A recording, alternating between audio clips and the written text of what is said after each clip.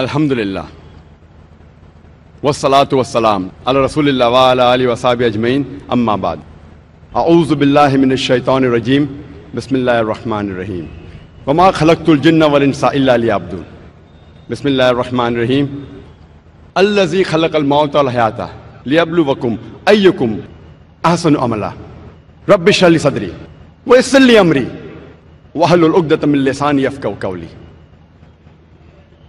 শ্রদ্ধেয় বিশেষজ্ঞগণ, বক্তাগণ, অতিথিবৃন্দ, শ্রদ্ধেয় গুরুজনেরা, প্রিয় ভাই ও বোনেরা এবং সেই লাখ লাখ দর্শক যারা টিভিতে বসে এই অনুষ্ঠানটা দেখছেন, আপনাদের স্বাগত জানাই ইসলামিক সম্ভাষণে। আসসালামু আলাইকুম ওয়া রাহমাতুল্লাহি ওয়া বারাকাতুহু। আল্লাহর দয়া, শান্তি এবং রহমত আপনাদের সবার উপরে বর্ষিত হোক। আজকে আমাদের এই 10 দিন ব্যাপী আন্তর্জাতিক কনফারেন্সের শেষ দিনে আমি আপনাদের সামনে শেষ লেকচারটা দিচ্ছি। আমার এই লেকচারের বিষয় হচ্ছে আমাদের এই জীবনের উদ্দেশ্যটা কি। আমাদের মধ্যে কতজন মানুষ আসলে এই ব্যাপারটা নিয়ে চিন্তা করেছেন যে আমাদের জীবনের উদ্দেশ্যটা কি? আমাদের মধ্যে কতজন এই ব্যাপারটা নিয়ে ভেবেছেন যে আমাদের এই অস্তিত্বের উদ্দেশ্যটা কি? আমরা এখানে কি করছি?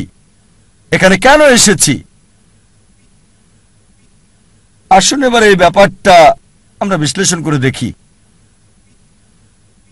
আমি এখানে দর্শকদের অনুরোধ করব, আপনাদের মধ্যে কেউ যদি কখনো এটা চিন্তা করে থাকেন যে আপনার জীবনের উদ্দেশ্যটা কি, তাহলে দয়া করে হাত তোলেন।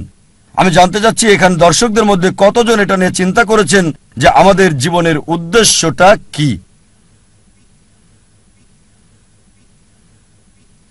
এখান থেকে দেখতে পাচ্ছি 10-15 জন, খুব বেশি হলে 100 জন। এখানে প্রায় 1 লাখ মানুষ আছেন। এটা 0.1%-এরও কম। অনেকে হয়তো হাত তুলতে লজ্জা পাচ্ছেন, তারপর এটা বলতে পারি যে এই মানুষের মধ্যে 0.1%-এরও কম এই ব্যাপারটা নিয়ে চিন্তা ভাবনা করেছেন যে আমাদের জীবনের উদ্দেশ্যটা কি। এখন আমাদের জীবনের উদ্দেশ্যটা কি এটা নিয়ে জানা খুবই কি জরুরি। আপনাদের আমি একটা উদাহরণ দিচ্ছি। মনে করেন একজন লোক হাঁটতে হাঁটতে একটা মোড়ের উপরে আসলো, তখন সে আরেকজনকে জিজ্ঞেস করলো, এই রাস্তাটা কোন দিকে গেছে ভাই? সেই পথিক বলল, আপনি কোথায় যেতে চান? লোকটা বলল, যে কোনো জায়গায়। তখন পথিক বলবে, যে কোনো পথে চলে যান, কোনো সমস্যা হবে না। এখানে এই লোকটার কোনো উদ্দেশ্য নেই। লোকটা যেসব কাজ করে তার সেই কাজগুলো কোনো পার্থক্য সৃষ্টি করে না, কারণ সে কোনো গন্তব্যে যায় না। আমাদের মধ্যে অনেকেই ঠিক এভাবেই জীবনযাপন করছেন। আপনাদের আরেকটা উদাহরণ দিচ্ছি। মনে করেন একজন বিল্ডার একটা বিল্ডিং বানাতে শুরু করলো। বিল্ডিং এর ভিত্তি বানানোর জন্য সে মাটিতে বড় একটা গর্ত তৈরি করলো। তাকে প্রশ্ন করা হলো, আপনার এই বিল্ডিংটা কত তলা পর্যন্ত হবে? সে বলল, আমি জানি না। বিল্ডিংটা কত স্কয়ার ফিট জুড়ে বানানো হচ্ছে? সে বলবে, চিন্তাই করিনি। সেই বিল্ডারের কোনো উদ্দেশ্যই নেই। একবার একজন লোক তার প্রতিবেশীকে বলল, আপনার কুকুরটা সব সময় গাড়ি দেখলে তার পিছনে ধাওয়া করে। ভাবছি এই কুকুরটা কখনো কি গাড়িটাকে ধরতে পারবে? প্রতিবেশী উত্তর দিল, কোনো গাড়িকে ধরতে পারবে কিনা সেটা নিয়ে ভাবছি না, আমি ভাবছি গাড়িটা ধরতে পারলে কুকুরটা তখন কি করবে। যে লোকটা বলছে কখনো ধরতে পারবে কিনা জানি না, সে বুঝতে পারছে না। আর প্রতিবেশী কুকুরটার মালিক, সে কিন্তু বুঝতে পারছে গাড়িটাকে ধরতে পারলে সে কুকুরটা তখন কি করবে। এখানে কুকুরটার উদ্দেশ্যটা কি?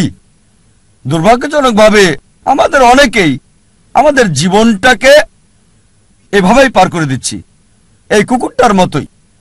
লোকজন গ্র্যাজুয়েশন করে, তাদের জিজ্ঞেস করবেন আপনি গ্র্যাজুয়েশন করছেন কেন, তারা কারণটা জানে না। কারণটা এই যে তারা গ্র্যাজুয়েট হতে চায়। গ্র্যাজুয়েশন শেষ করে আপনি কি করবেন সে বলল আমি জানি না। আমাদের বেশিরভাগই জীবনটাকে পার করছি গন্তব্য ছাড়া লোকটার মতো, অথবা সেই কুকুরটার মতো যে গাড়িকে ধরতে পেছনে ছুটছে কোনো উদ্দেশ্য ছাড়াই। আমাদের অনেকেই আমরা না বুঝেই অন্য মানুষের উদ্দেশ্যকে নকল করি। কোন ছাত্রকে প্রশ্ন করবেন আপনি কমার্স পড়ছেন কেন, সে উত্তর দেবে কারণ আমার বন্ধু কমার্স পড়ছে। আবার অনেকেই বিভিন্ন অভিনেতা আর মডেলদের নকল করার চেষ্টা করে, তারা এটা না বুঝেই করে। একবার এক লোক গ্রাম থেকে বোম্বেতে আসলো বড়লোক হওয়ার জন্য। তাকে একবার প্রশ্ন করা হলো যে আপনি বোম্বেতে আসলেন কেন। সে তখন বলল আমি হিন্দি সিনেমায় দেখেছি অমিতাভ বচ্চন খুব গরিব ছিল, তারপর বোম্বেতে এসে এক রাতের মধ্যে অনেক বড়লোক হয়ে গেল। এজন্য আপনারা প্রায় দেখবেন বোম্বের আশেপাশের এলাকা থেকে লোকজন বোম্বেতে চলে আসে যাতে সে এক রাতে ধনী হয়ে যেতে পারে। এই কারণে আমরা দেখতে পাই বোম্বেতে বস্তির সংখ্যা বেড়েই যাচ্ছে।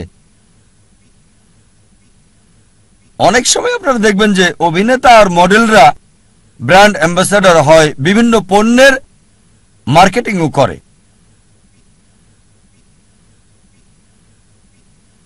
একজন একটা নতুন গাড়ি কিনলো, হুন্ডাই i10। তাকে প্রশ্ন করা হলো আপনি এই গাড়িটা পছন্দ করলেন কেন, হুন্ডাই i10।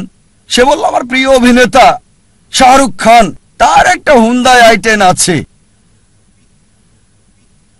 আমি জানি না যে শাহরুখ খান ওই অ্যাড ছাড়া আর কখনো হুন্ডাই i10-এ বসেছেন কি না। তিনি হয়তো চালান মার্সিডিজ অথবা BMW অথবা এরকম কিছু। আমার সন্দেহ তার i10 আছে কিনা। শাহরুখ খান মডেল হয়েছেন ঘড়ির, ট্যাগ হিওর ঘড়ির, তিনি ব্র্যান্ড অ্যাম্বাসেডর এই বিখ্যাত ট্যাগ হিওর ঘড়ির। আর আমরা দেখি যে অনেক ভক্তই তার এই ঘড়ি কিনে থাকে। এখন শাহরুখ খানের অভিনয়ের সাথে এই ট্যাগ হিওরের সম্পর্কটা কি? এই ট্যাগ হিওর ঘড়িটা কি তার অভিনয়ের ক্ষেত্রে কোনো সাহায্য করে যাচ্ছে? আমার তো মনে হয় শাহরুখ খান বিখ্যাত হওয়ার পরে এই ট্যাগ হিওর ঘড়ি পরেছেন। এরকম বিভিন্ন উপায়ে মিডিয়ায় পণ্যের মার্কেটিং করা হয়, আর দুর্ভাগ্যজনকভাবে আমরা অন্য মানুষকে নকল করার চেষ্টা করি, বেশিরভাগ সময় কিছু না বুঝেই। মনে করেন একজন ধনী লোক একটা টেক্সটাইল মিল কিনল। প্রশ্ন করা হলো আপনি এই টেক্সটাইল মিল কিনলেন কেন? সেই লোক বলল যে আমি খোঁজ খবর নিয়ে জানতে পেরেছি টেক্সটাইল ব্যবসায় অনেক বেশি লাভ করা যায়। তারপর জিজ্ঞেস করা হলো আপনার কাছে কি কোনো ভালো রিপোর্ট আছে? সে বলল না। ব্যবসা দেখাশোনার জন্য কি কাউকে ঠিক করেছেন? কাউকে সেই কোম্পানির চিফ এক্সিকিউটিভ অফিসার কি বানিয়েছেন? সে বলল না। এখানে কত পার্সেন্ট লাভ করতে চান আমি জানি না। তারপর কাঁচামাল কোথা থেকে কিনবেন ওটা তো চিন্তা করিনি। আপনি টেক্সটাইল বিক্রি করবেন কোথায়? সে বলল জানি না। আপনার কি মনে হয় এই মিল মালিক টেক্সটাইল ব্যবসায় কোনো লাভ করতে পারবে? আবার ধরেন আরেকজন লোক, তার একটা উদ্দেশ্য, তার উদ্দেশ্য হচ্ছে পৃথিবীর সেরা বিজ্ঞানী হওয়া। সে কি করলো? সে তখন পৃথিবীর প্রথম মানুষ আদম আলাইহিস সালাম থেকে শুরু করে এ পর্যন্ত মানুষের ইতিহাস পড়ল। এভাবে অনেক পড়াশোনা করে জানতে পারলো যে পৃথিবীর ইতিহাসে এ পর্যন্ত সবচেয়ে সেরা বিজ্ঞানী স্যার আইজ্যাক নিউটন। আর এই কথাটা সঠিক। এটা জানার পর সে কি করলো? নিউটনের মতো হওয়ার জন্য সে মাথার চুল লম্বা রাখতে লাগলো, আইজ্যাক নিউটনের মতো কার্লি। তারপর জুতা পরতে লাগলো তার মতো। তারপর সে জামা কাপড়ও পরতে লাগলো। সেই লোক কি নিউটনের মতো বিজ্ঞানী হতে পারবে? তার একটা উদ্দেশ্য আছে, তবে প্ল্যানিংটা হচ্ছে ভুল। প্ল্যানিং অবশ্যই আছে, সে বিজ্ঞানীদের নিয়ে পড়াশোনাও করেছে, কিন্তু প্ল্যানিংটা ছিল ভুল। এবার মূল প্রশ্নে আসি যে আমাদের জীবনের মূল উদ্দেশ্যটা কি? পৃথিবীতে আমাদের এই অস্তিত্বের উদ্দেশ্যটা কি? আপনাদের কি মনে হয় কে এই প্রশ্নের সঠিক উত্তরটা দিতে পারবেন যে পৃথিবীতে আমাদের জীবনের উদ্দেশ্যটা কি? কে? ডাক্তার জাকির নায়েক পারবেন? অবশ্যই এর উত্তর হবে না। তাহলে কি বিজ্ঞানীরা এই প্রশ্নের উত্তর দিতে পারবেন? এবার উত্তর না। তাহলে কি দার্শনিকরা এর উত্তর দিতে পারবেন? তারাও পারবেন না। এই প্রশ্নের সবচেয়ে সেরা উত্তর যে আমাদের জীবনের উদ্দেশ্যটা কি, এর উত্তর দিতে পারবেন আমাদের স্রষ্টা সর্বশক্তিমান আল্লাহ সুবহানাহু ওয়া তাআলা। আমার লেকচারের শুরুতে পবিত্র কোরআনের একটা আয়াত বলেছিলাম, সূরা জারিয়াত অধ্যায় 51 আয়াত 5 ও 6। এখানে আল্লাহ বলেছেন, ওয়ামা খালাকতুল জিন্না ওয়াল ইনসা ইল্লা লিয়াবুদুন। আমি জিন এবং মানুষকে সৃষ্টি করেছি আমার ইবাদতের জন্য। জিন এবং মানুষকে সৃষ্টি করেছি শুধু আমার ইবাদতের জন্য। এখানে আরবি শব্দ হচ্ছে ইবাদা, মূল শব্দ আব থেকে এসেছে, যার অর্থ চাকর, এর মানে দাস। ইবাদা মানে নির্দেশ পালন, মানে গোলামি, এর মানে অনুগত, সমর্পণ করা। সংক্ষেপে ইবাদা মানে গোলামি বা আল্লাহ সুবহানাহু ওয়া তাআলার নির্দেশ মান্য করা। আমাদের স্রষ্টা সর্বশক্তিমান আল্লাহর যা কিছু আল্লাহ সুবহানাহু ওয়া তাআলা সর্বশক্তিমান আল্লাহ নির্দেশ দিয়েছেন আমরা মানি, এটাই হচ্ছে ইবাদা, এটাই প্রার্থনা। যেমন ধরেন আল্লাহ সুবহানাহু ওয়া তাআলা বলেছেন 5টি পিলার মানতে হবে। যদি তাওহীদে বিশ্বাস করেন যে কোনো উপাস্য নেই আল্লাহ ছাড়া, তাহলে ইবাদত করছেন, আপনি আল্লাহর উপাসনা করছেন।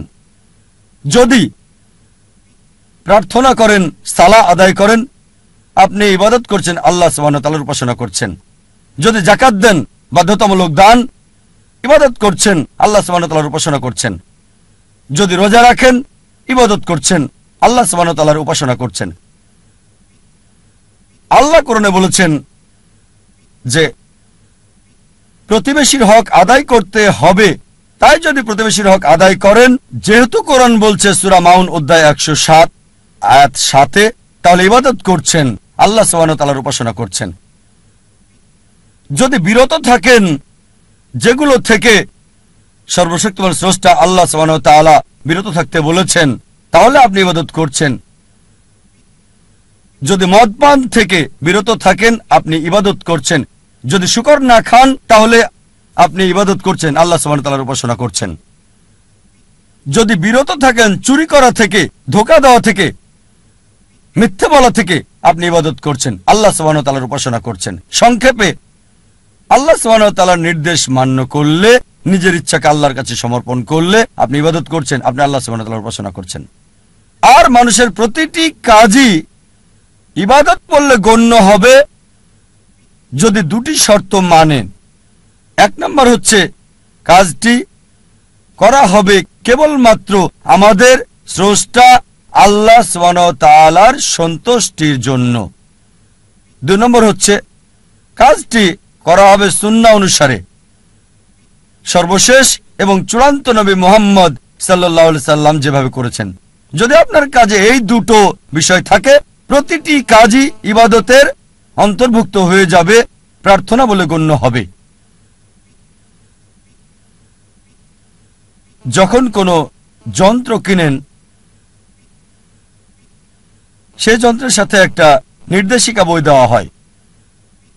যদি আপনি মানুষকে মেশিন বলে ধরেন, তাহলে একমত হবেন যে মানুষ হচ্ছে সবচেয়ে জটিল মেশিন এই পৃথিবীর বুকে। আপনার কি মনে হয় না এই মানুষের জন্য এই মেশিনের নির্দেশিকা বই দরকার আছে? মানুষের জন্য সর্বশেষ এবং চূড়ান্ত নির্দেশিকা বই হচ্ছে পবিত্র কোরআন। পবিত্র কোরআন আল্লাহ সুবহানাহু ওয়া তাআলার সর্বশেষ এবং চূড়ান্ত নির্দেশ, যা সর্বশেষ ও চূড়ান্ত নবী মুহাম্মদ সাল্লাল্লাহু আলাইহি ওয়াসাল্লামকে দেওয়া হয়েছে। সর্বশেষ ও চূড়ান্ত নির্দেশিকা মানব জাতির জন্য। কোনটা করবে আর করবে না, কিভাবে একজন মানুষ জীবনযাপন করবে, তা দেওয়া আছে এই নির্দেশিকা বই পবিত্র কোরআনে।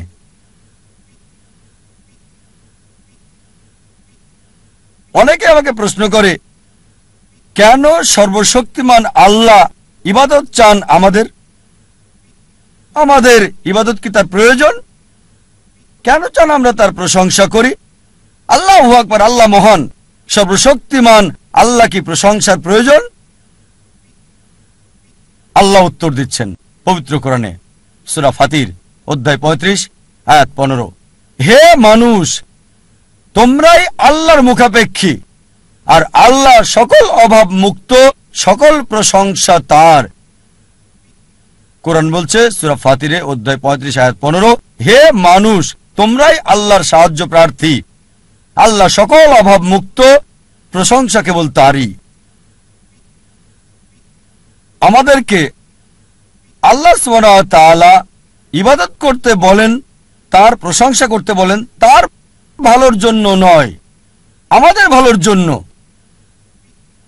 যখন আল্লাহু আকবার বলি, এটা আল্লাহকে মহান করে না, আল্লাহ এমনিতেই অতি মহান। আপনি আল্লাহু আকবার বলেন আর না বলেন, তারপরও আল্লাহ অতি মহান থাকবেন। এতে আল্লাহ সুবহানাহু ওয়া তাআলার কিছুই যায় আসে না।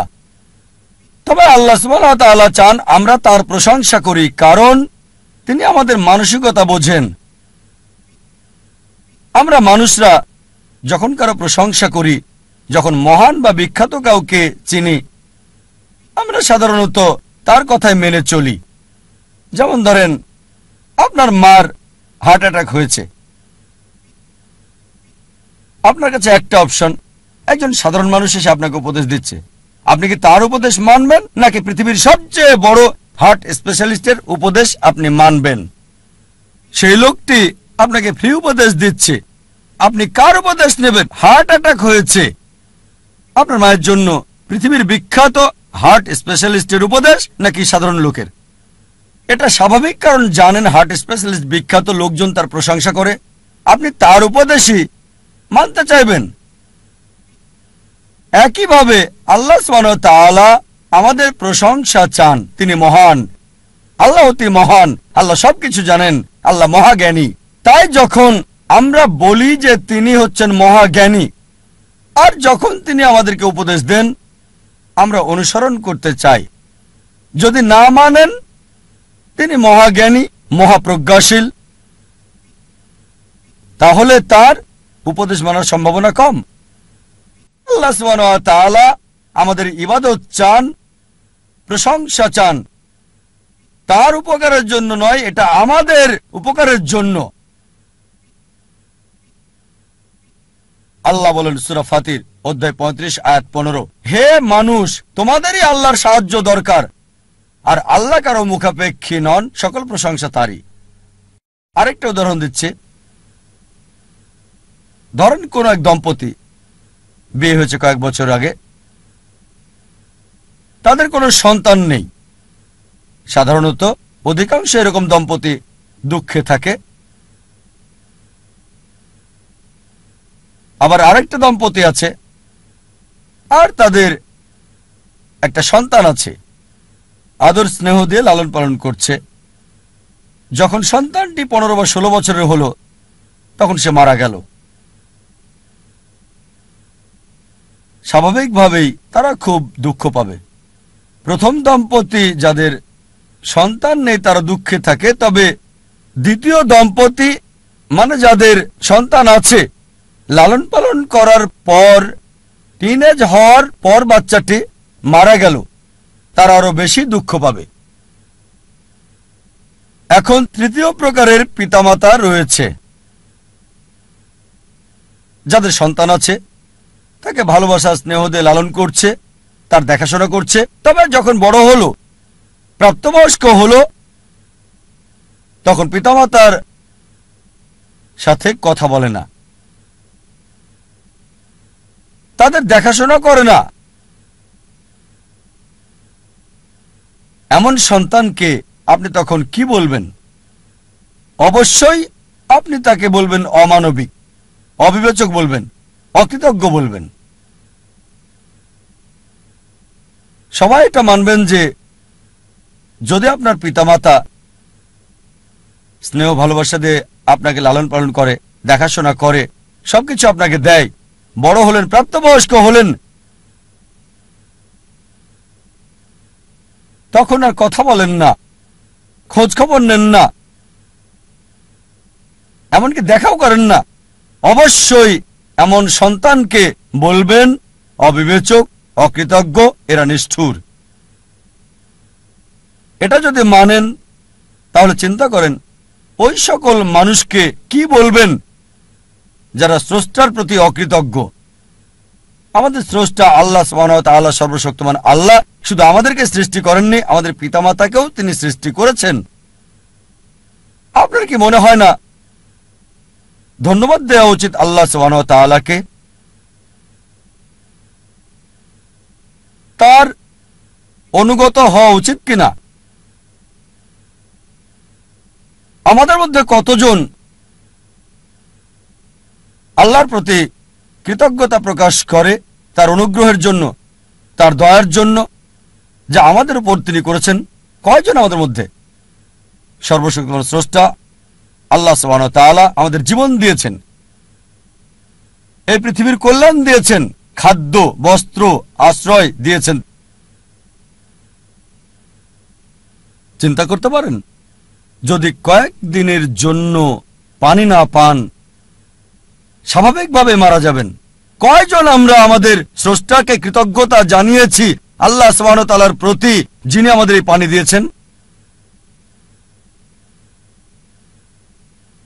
কখনো কি চিন্তা করেছেন যে বাতাস আমরা নিঃশ্বাস নিই, যদি কয়েক মিনিটের জন্য বাতাস না পাই কি অবস্থা হবে? অবশ্যই মারা যাব। কয়জন আমরা স্রষ্টাকে ধন্যবাদ দিয়েছি আল্লাহ সুবহানাহু ওয়া তাআলাকে এই বাতাসের জন্য?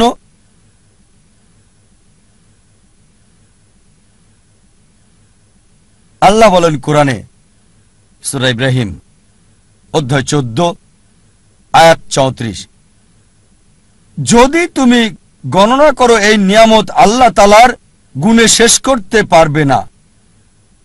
আর মানুষ আসলেই অবিবেচক, অকৃতজ্ঞ। আল্লাহ কোরআনে বলেন সূরা আদিয়াত অধ্যায় 100 আয়াত 6, ইন্নাল ইনসানা লিরাব্বিহি লাকানুদ। বস্তুত মানুষ তার প্রতিপালকের প্রতি বড়ই অকৃতজ্ঞ। আল্লাহ অনেক জায়গায় বলেছেন যে বস্তুত মানুষ তার রবের প্রতি অকৃতজ্ঞ। আল্লাহ সুবহানাহু ওয়া তাআলা আমাদের প্রশংসা আর উপাসনা চান তার নিজের জন্য নয়, আমাদের কল্যাণের জন্যই, মানুষের কল্যাণের জন্য। চিন্তা করেন যখন আল্লাহ সুবহানাহু ওয়া তাআলা দেখেন যে আপনি তার উপদেশ মানছেন, এটা সৃষ্টির কল্যাণ করছে, তিনি খুশি হন। যেমন ধরেন একজন ডাক্তার ফ্রি চিকিৎসা দিচ্ছেন, তিনি ফ্রি উপদেশ দিচ্ছেন গরিব রোগীদের। এবার দেখেন যদি সেই রোগী ডাক্তারের দেওয়া পরামর্শ না মানে, ডাক্তারের কেমন লাগবে? আর যদি ডাক্তারের উপদেশ মানে, এতে ডাক্তারের উপকার হবে না, কারণ তিনি ফি দিচ্ছেন। উপকার হবে আপনার। আর যখন তার উপদেশ মানেন, ডাক্তার খুশি হয়, অন্তত আমার রোগী এখন ভালো আছে। আল্লাহ সুবহানাহু ওয়া তাআলা ডাক্তারেরও ডাক্তার, বড় ডাক্তার। বলা হয়েছে হুয়া শাফি, তিনি সুস্থ করেন। যখনই তার উপাসনা করেন, তার আদেশ মানেন, আল্লাহ সুবহানাহু ওয়া তাআলা খুশি হন, কারণ যখনই তার প্রশংসা করেন, আদেশ মানেন, এটা তার সৃষ্টির জন্য ভালো, মানব জাতির জন্য ভালো, এটা আল্লাহ সুবহানাহু ওয়া তাআলাকে খুশি করে। আল্লাহ এজন্য খুশি হন না যে উপাসনা করছেন, প্রশংসা করছেন, তিনি খুশি হন কারণ এটা মানব জাতির উপকার করছে তার সৃষ্টির। এমনকি যখন পাপ করেন, অপরাধ করেন, পরক্ষণে অনুতপ্ত হন, তার কাছে ক্ষমা প্রার্থনা করেন, আল্লাহ সুবহানাহু ওয়া তাআলা সাথে সাথে ক্ষমা করে দেন। আল্লাহ কোরআনে অনেক জায়গায় বলেছেন ওয়াল্লাহু গফুরুর রহিম, আর আল্লাহ অতি ক্ষমাশীল, অতি দয়ালু। অনেক জায়গায় বলেছেন, সূরা নিসা অধ্যায় 4 আয়াত নাম্বার 25, সূরা মাইদা অধ্যায় 5 আয়াত নাম্বার 74, সূরা হিজর অধ্যায় 15 আয়াত 49, সূরা নাহল অধ্যায় 16 আয়াত 119, সূরা আল জুমার অধ্যায় 39 আয়াত 53, সূরা বুরুজ অধ্যায় 85 আয়াত 14। ওয়াল্লাহু গফুরুর রহিম, নিশ্চয় আল্লাহ অতি ক্ষমাশীল, পরম দয়ালু। যদিও তাকে মানছেন না, তাকে অমান্য করছেন, তার আদেশ মানছেন না, যখনই অনুতপ্ত হবেন, আল্লাহর কাছে তওবা করবেন, আল্লাহ মাফ করে দেবেন আর খুশি হবেন। তিনি খুশি হন যে আপনি ভুল করেছেন, এই মানুষ তো আমরা তারই সৃষ্টি, তিনি ক্ষমা করবেন। আল্লাহ কোরআনে বলেছেন সূরা নিসা অধ্যায় 4 আয়াত 48 এবং সূরা নিসা অধ্যায় 4 আয়াত 116, যদি আল্লাহ চান যে কোনো গুনাহ ক্ষমা করবেন, তবে শিরক করার গুনাহ, আল্লাহর সাথে শরীক করা, আল্লাহর সাথে অংশীদার করা, আল্লাহ কখনোই ক্ষমা করবেন না। যদি কেউ শিরক করে থাকে, তার সাথে কাউকে অংশীদার করে, সে সবচেয়ে জঘন্য পাপ করেছে। তাই আল্লাহ সুবহানাহু ওয়া তাআলা চাইলে যে কোনো গুনাহ ক্ষমা করবেন, তবে শিরক ছাড়া। যদি মুশরিক হয়ে মারা যান, যদি আল্লাহর সাথে শরীক করে কাউকে মারা যান আর মৃত্যুর আগে তওবা না করে যান, যদি ক্ষমা না চান, আল্লাহ কখনোই ক্ষমা করবেন না। তাই সবচেয়ে বড় একটা পাপ, যেটা থেকে মানব জাতিকে বেঁচে থাকতে হবে, এক নম্বর হচ্ছে শিরক, আল্লাহ সুবহানাহু ওয়া তাআলার সাথে শরীক করা, সর্বশক্তিমান আল্লাহর সাথে অংশীদার করা। লোকজন প্রায় জিজ্ঞেস করে, আমরা বুঝলাম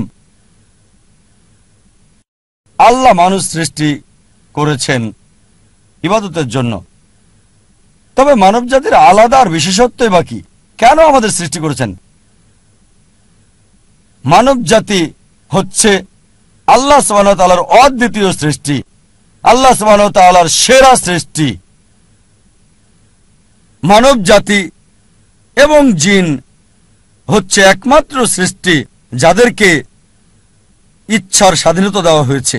আল্লাহ সুবহানাহু ওয়া তাআলার সকল সৃষ্টি তাদের ইচ্ছাকে সমর্পণ করেছে সর্বশক্তিমান আল্লাহর কাছে। আল্লাহ সুবহানাহু ওয়া তাআলার কাছে তাদের ইচ্ছা স্বাধীনতা নেই। তারা আল্লাহকে 100% মানে, তাদের কোনো পছন্দ নেই। তবে মানব জাতি আর জিনের সুযোগ রয়েছে মানা অথবা না মানার আল্লাহ সুবহানাহু ওয়া তাআলাকে। আল্লাহ কোরআনে বলেছেন সূরা 3 অধ্যায় 95 আয়াত 4, নিশ্চয়ই আমি মানুষকে সৃষ্টি করেছি উত্তম আকৃতি দিয়ে।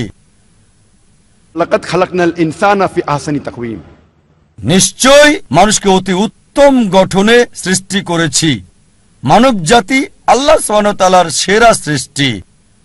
উত্তম আকৃতিতে সৃষ্টি করা ছাড়াও আমরা একক, আমাদের সুযোগ আছে মানা এবং না মানার, আল্লাহ সুবহানাহু ওয়া তাআলাকে ইচ্ছার স্বাধীনতা দেওয়ার পর যদি আপনি আল্লাহ সুবহানাহু ওয়া তাআলার নির্দেশ মানেন, আপনি ফেরেশতাদের চেয়েও উত্তম। কারণ ফেরেশতাদের ইচ্ছার স্বাধীনতা নেই, তারা সর্বশক্তিমান আল্লাহকে মানে স্বাধীন ইচ্ছা ছাড়া। তাই যখন পূর্ণ স্বাধীনতার পরও আপনি মানেন এবং তার কাছে নিজের ইচ্ছাকে সমর্পণ করেন, আপনি ফেরেশতাদের চেয়ে উত্তম। অনেকেই বলে থাকে, ও এই লোকটি ফেরেশতা। এর দুটো মানে হয়। একটা হতে পারে অপমান করা, কারণ মানুষ ফেরেশতার চেয়ে উত্তম। আবার এর মানে হতে পারে আপনি মানুষ, আপনাকে স্বাধীন ইচ্ছা দেওয়া হয়েছে, আর আপনি আল্লাহর নির্দেশ মানছেন ফেরেশতাদের মতো, এটাই আপনাকে শ্রেষ্ঠ করেছে। একজন মানুষ ফেরেশতার মতো আল্লাহকে মানছে, এটাই তার মর্যাদা বৃদ্ধি করে দেয়। আর যদি আল্লাহ সুবহানাহু ওয়া তাআলাকে অমান্য করেন, যদি তার নির্দেশ না মানেন, তাহলে আপনি শয়তানের সহযোগী হচ্ছেন, শয়তান হয়ে যাচ্ছেন। তাই মানুষের পছন্দের সুযোগ আছে। আল্লাহ সুবহানাহু ওয়া তাআলার নির্দেশ মেনে ফেরেশতাদের চেয়ে উত্তম হতে পারে, আর অমান্য করে শয়তান হতে পারে। পছন্দ আপনার।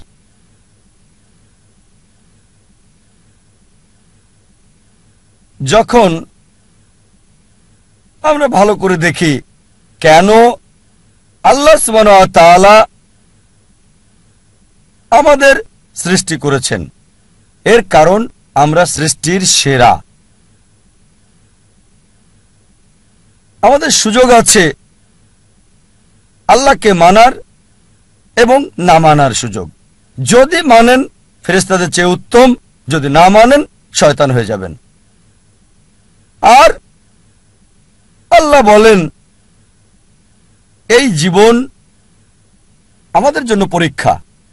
আমি আলোচনা শুরু করেছিলাম কোরআনের একটা আয়াত দিয়ে, সূরা মুলক অধ্যায় 67 আয়াত 2। আল্লাহ বলেছেন, আল্লাযী খালাকাল মাউতা ওয়াল হায়াতা লিয়াবলুয়াকুম আইয়ুকুম আহসানু আমালা। আল্লাহ সৃষ্টি করেছেন জীবন এবং মৃত্যু তোমাদের পরীক্ষার জন্য, কে তোমাদের মধ্যে উত্তম আমলকারী। আল্লাহ জীবন মৃত্যু দিয়েছেন পরীক্ষা করার জন্য, মানুষের মধ্যে কে উত্তম আমল করে। তাই এই জীবনটা হচ্ছে আখিরাতের জন্য পরীক্ষা।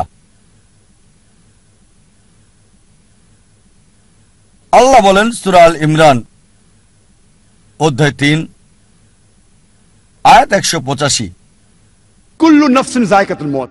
প্রত্যেক প্রাণী মৃত্যুর স্বাদ গ্রহণ করবে। আপনার চূড়ান্ত ফয়সালা দেওয়া হবে বিচারের দিনে। যে মানুষই আগুন থেকে রক্ষা পাবে তাকে কল্যাণময় উদ্যানে প্রবেশ করানো হবে। জীবনের উদ্দেশ্যে যে মানুষ সফল হয়েছে, অবশ্যই দুনিয়ার এই জীবন ছলনা ছাড়া আর কিছুই না। আল্লাহ কোরআনে বলেন সূরা বাকারা অধ্যায় 2 আয়াত 155, নিশ্চিত যেন আমি তোমাদেরকে পরীক্ষা করব ভয় দিয়ে, ক্ষুধা দিয়ে, অথবা সম্পদের ক্ষতি দিয়ে, জানের ক্ষতি দিয়ে, জমিনের ক্ষতি দিয়ে। তাদের জন্য সুসংবাদ যারা ধৈর্য ধারণ করে।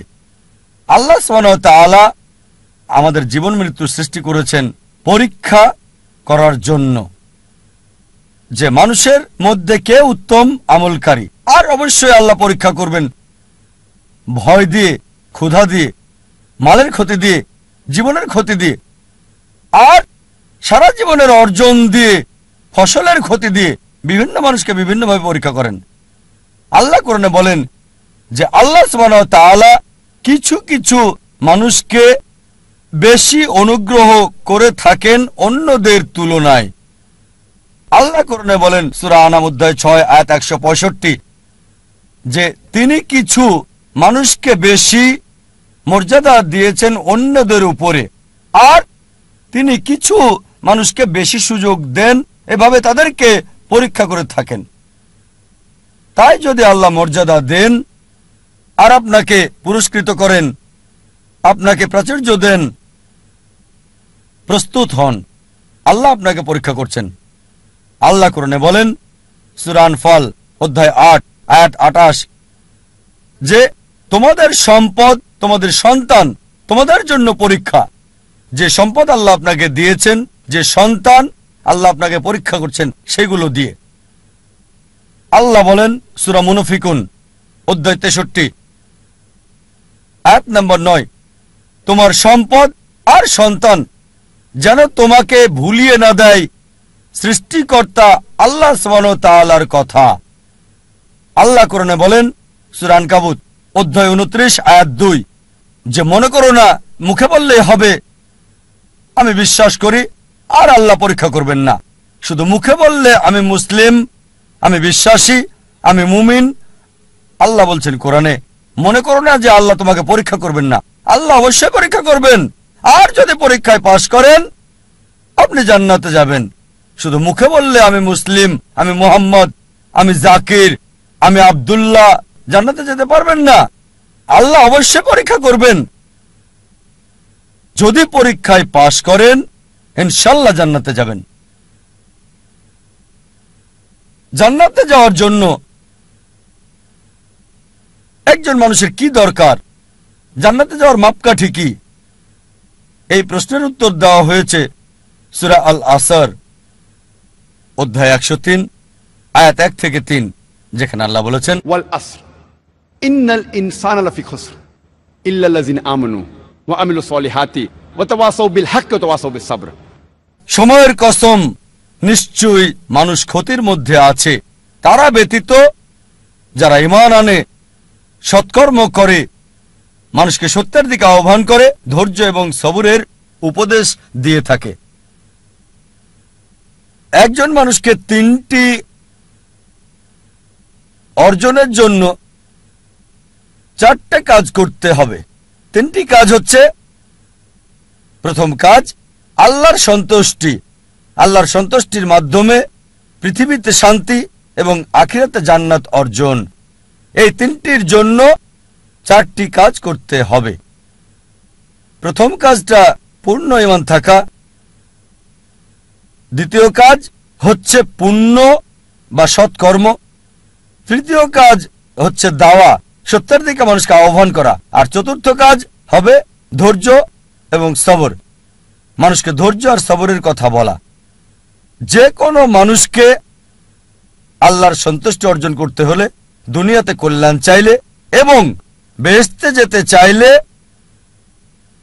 তার ঈমান থাকতে হবে, খাঁটি ঈমান তার থাকতে হবে, আমালে সালিহাত, সৎকর্ম, খোদাভীরুতা থাকতে হবে, ওয়া তাওয়াসসাউ বিল হক, করতে হবে ওয়া তাওয়াসসাউ বিল হক, মানুষকে সত্যের দিকে ডাকা মানে সত্য প্রচার, আর ওয়া তাওয়াসসাউ বিস সাবর, মানুষকে ধৈর্য আর সবরের দিকে আহ্বান করবে।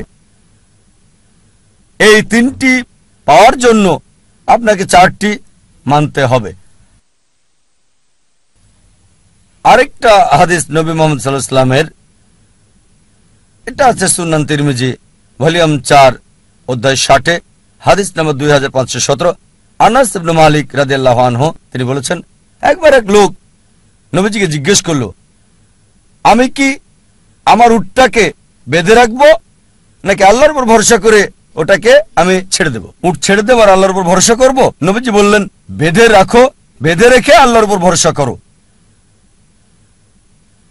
তার মানে এই না যে আপনি উটটাকে দেবেন ছেড়ে আর বলবেন আল্লাহর উপর বিশ্বাস আছে, তাওয়াক্কালতু আলাল্লাহ, আল্লাহর উপর ভরসা। দরজা খোলা রেখে চলে যেতে পারেন না, আর বলতে পারেন না যে আল্লাহর উপর ভরসা, চোর ডাকাত আসবে না। দরজা বন্ধ রেখে আল্লাহর উপর ভরসা রাখতে হবে। আল্লাহর উপর ভরসা করা জরুরি, আল্লাহর সমস্ত নির্দেশাবলী মানাও জরুরি। আর সফলতার জন্য আল্লাহর উপর ভরসা খুবই জরুরি। আল্লাহ কোরআনে বলেন সূরা আল ইমরান অধ্যায় 3 আয়াত 160, যদি আল্লাহ চান কেউ পেছনে ফেলতে পারবে না, আর তিনি সাহায্য না করলে কে আছে এমন যে সাহায্য করবে? আর মুমিন লোকগণ কেবল আল্লাহর উপরে ভরসা করেন। আল্লাহ বলেন সূরা আনকাবুত অধ্যায় নম্বর 29 আয়াত নম্বর 69, যে যদি চেষ্টার সংগ্রাম করো আল্লাহ সুবহানাহু ওয়া তাআলার পথে, তিনি পথ খুলে দেবেন। আল্লাহ আরো বলেন সূরা নাহাল অধ্যায় 17 আয়াত 43 এবং সূরা আম্বিয়া অধ্যায় 21 আয়াত 7, ফাসআলু আহলে যিকরি ইন কুনতুম লা তা'লামুন। যদি তোমরা না জানো তাকে জিজ্ঞেস করো যে জানে, তার কাছে যার জ্ঞান আছে। তাই সফলতার জন্য প্রথম আল্লাহর উপর ভরসা, দ্বিতীয় হচ্ছে চেষ্টা করা, সাধনা করা আল্লাহ সুবহানাহু ওয়া তাআলার পথে, তৃতীয় হচ্ছে যে জানে তাকে জিজ্ঞেস করা।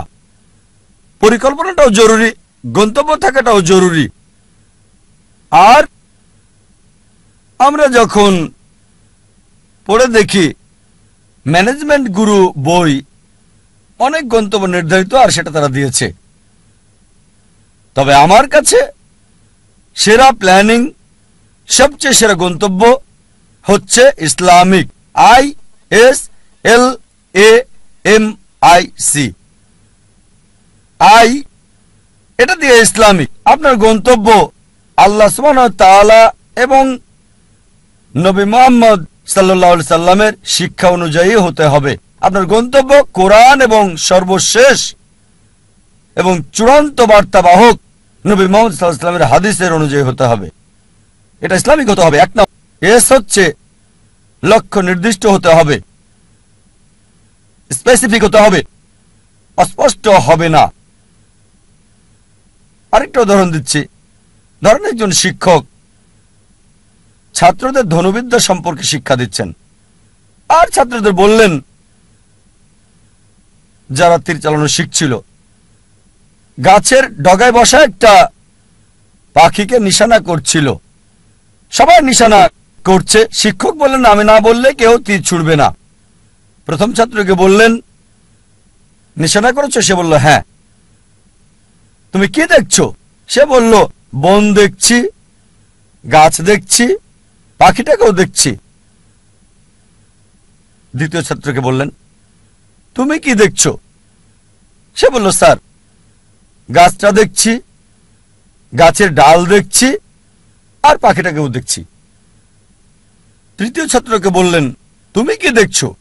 সেই ছাত্র বলল আমি শুধু গাছের ডাল দেখছি আর পাখি আর পাখির চোখ। চতুর্থ ছাত্রকে বললেন তুমি কি দেখছো? সেই ছাত্র বলল স্যার আমি শুধু চোখ দেখছি আর অন্য কিছুই দেখছি না। শিক্ষক বললেন এবার তীর ছুঁড়ে দাও, আর তীরটা পাখিটার চোখে গিয়ে লাগলো। আপনার লক্ষ্য স্পেসিফিক হতে হবে, নির্দিষ্ট হতে হবে। কোনো ভ্রমণকারীর মতো হলে হবে না, যার কোনো উদ্দেশ্য নেই। কুকুরটার মতো না, যে গাড়ির পেছনে ছুটছে উদ্দেশ্য ছাড়া। তৃতীয় বিষয় এল দিয়ে বোঝাচ্ছে এটা লাভজনক হতে হবে। প্রথমত পরকালের জন্য লাভজনক হতে পারে আখিরাতে, আবার এটা আমাদের জন্য সমানভাবে লাভজনক হতে পারে এই পৃথিবীতেও। তবে গুরুত্ব হচ্ছে আখিরাত। আল্লাহ কোরআনে বলেন সূরা বাকারা অধ্যায় 2 আয়াত 201, রব্বানা আতিনা ফিদ দুনিয়া হাসনাতাও ওয়া ফিল আখিরাতি হাসনাতাও ওয়া কিনা আযাবান নার। হে আল্লাহ আমাদের কল্যাণ দাও দুনিয়া এবং আখিরাতের, আর দোজখের আগুন থেকে রক্ষা করো। সুতরাং লাভজনক হতে হবে, উপকার থাকতে হবে, প্রথমত পরকালের, তারপর এই দুনিয়া। তবে বেশি গুরুত্ব হচ্ছে আখিরাতের, তারপর দুনিয়ার। এমন যেন না হয় যে দুনিয়ার লাভ আখিরাতের লাভকে নষ্ট করে দেবে। চতুর্থ হচ্ছে এ দিয়ে তীক্ষ্ণ বোঝাবে, যথাযথ হতে হবে, সঠিক হতে হবে, লক্ষ্য সুতীক্ষ্ণ যথাযথ হবে। এম হচ্ছে পরিমাপ, লক্ষ্যটা পরিমাপযোগ্য হতে হবে। পরিমাপযোগ্য হতে হবে, নির্দিষ্ট হতে হবে। নির্দিষ্ট হওয়ার পর এর একটা সীমা থাকতে হবে। যেমন ধরেন একজন নির্মাতা বলল আমি পৃথিবীর সবচেয়ে উঁচু দালান তৈরি করতে চাই। লক্ষ্য নির্দিষ্ট, তবে সীমা নির্ধারণের জন্য সে জরিপ চালাবে পৃথিবীর সবচেয়ে উঁচু দালান কোনটি। আর সে জানল বুর্জ আল খলিফা, এর উচ্চতা 828 মিটার নির্দিষ্ট। এখন তার লক্ষ্য হচ্ছে তাকে এমন দালান বানাতে হবে যেটার উচ্চতা 828 মিটার চেয়ে বেশি। এটা হচ্ছে নির্দিষ্ট আর পরিমাপযোগ্য। যদি পরিমাপযোগ্য হয় মনিটর করা যাবে কতটুকু তৈরি করেছেন, আপনার লক্ষ্যের কতটুকু কাছে গেছেন আপনি। এরপর হচ্ছে নিয়ত। আমাদের প্রিয় নবীজি মুহাম্মদ সাল্লাল্লাহু আলাইহি ওয়াসাল্লাম বলেছেন, এটা আছে সহিহ বুখারীতে ভলিউম নাম্বার 1 অধ্যায় নাম্বার 1 বুক অফ ফেথ হাদিস নাম্বার 1, বুখারীর প্রথম হাদিস। ইন্নামাল আমালু বিন্নিয়া। আপনার কর্ম বিবেচনা করা হবে নিয়তের উপর। আপনার নিয়তের উপর পুরস্কৃত হবেন। আপনার নিয়তটা যেন হয় আল্লাহ এবং রাসূলুল্লাহ সাল্লাল্লাহু আলাইহি সাল্লামের সন্তুষ্টির জন্য। বিখ্যাত হওয়া, জনপ্রিয় হওয়া কারো ইচ্ছা থাকা উচিত না। যদি বিখ্যাত হওয়া উদ্দেশ্য হয় তাহলে আপনার লক্ষ্যটা ভুল। যদি উদ্দেশ্য হয় সন্তুষ্টি অর্জন আল্লাহ, আমাদের স্রষ্টা এবং রাসূলের, অবশ্যই আপনাকে আখিরাতে পুরস্কার দেওয়া হবে। আর ইনশাআল্লাহ আল্লাহ এই পৃথিবীতেও আপনাকে কল্যাণ দান করবেন। এটা ধারাবাহিকভাবে হতে হবে লক্ষ্য অর্জন পর্যন্ত। যদি লক্ষ্য অর্জনের সময় সীমিত হয় বা সীমিত না হয়, সব সময় ধারাবাহিক হতে হবে। যেমন ধরেন, আপনার লক্ষ্য হচ্ছে রমজান মাসে অন্তত কোরআন পড়তে চান প্রতিদিন 1 পারা, তা আপনার টার্গেট আছে প্রতিদিন 1 পারা পড়বেন। এভাবে ধারাবাহিক প্রতিদিন রমজান মাসে কোরআনের 1 পারা করে আপনি পড়েন। রমজান শেষে পুরো কোরআন হবে শেষ অন্তত 1 বার। যদি সময় সীমিত না হয়, হয়তো বলতে পারেন আমি প্রতিদিন করে পড়তে চাই। একটা টার্গেট সেট করলেন, প্রতিদিন পড়বেন আধা পারা বা হতে পারে 1 পারা, এভাবে শুরু করলেন। যখন আপনি শুরু করলেন এই পড়াটা আধা পারা বা 1 পারা একদিনে, আর জীবনের শেষ দিন পর্যন্ত এভাবে ধারাবাহিক হলেন, আমাদের প্রিয় নবীজি মুহাম্মদ সাল্লাল্লাহু আলাইহি ওয়াসাল্লাম বলেছেন, এটা আছে সহিহ মুসলিম ভলিউম 1 বুক অফ সালাহ অধ্যায় 272 হাদিস নাম্বার 1711। তিনি বলেছেন যে এক লোক নবীজির কাছে বলল, সবচেয়ে ভালো কাজ কোনটি যা আল্লাহ পছন্দ করেন? নবীজি বললেন, আল্লাহ সেই কাজ পছন্দ করেন যেটা ধারাবাহিকভাবে করা হয়, সেটা ছোট কাজ হলেও। একবারে অনেক কাজ করাচ্ছে ধারাবাহিকভাবে কম করাটা ভালো। তাই যে কাজটা নিয়মিত করা হয় সেই কাজটা একবারে অনেকগুলো কাজ করাচ্ছে বেশি ভালো। তাই লক্ষ্যটা হতে হবে ইসলামিক। প্রথমটা ইসলামিক, দ্বিতীয়টা সুনির্দিষ্ট প্রাসঙ্গিক, তৃতীয় লাভজনক কল্যাণকর, চতুর্থ তীক্ষ্ণ যথাযথ, পঞ্চম পরিমাপযোগ্য যা মনিটর করা যাবে, ষষ্ঠ হচ্ছে নিয়ত আল্লাহর সন্তুষ্টির জন্য হতে হবে, সপ্তম ধারাবাহিক হতে হবে। আরেকটা উদাহরণ দিচ্ছি।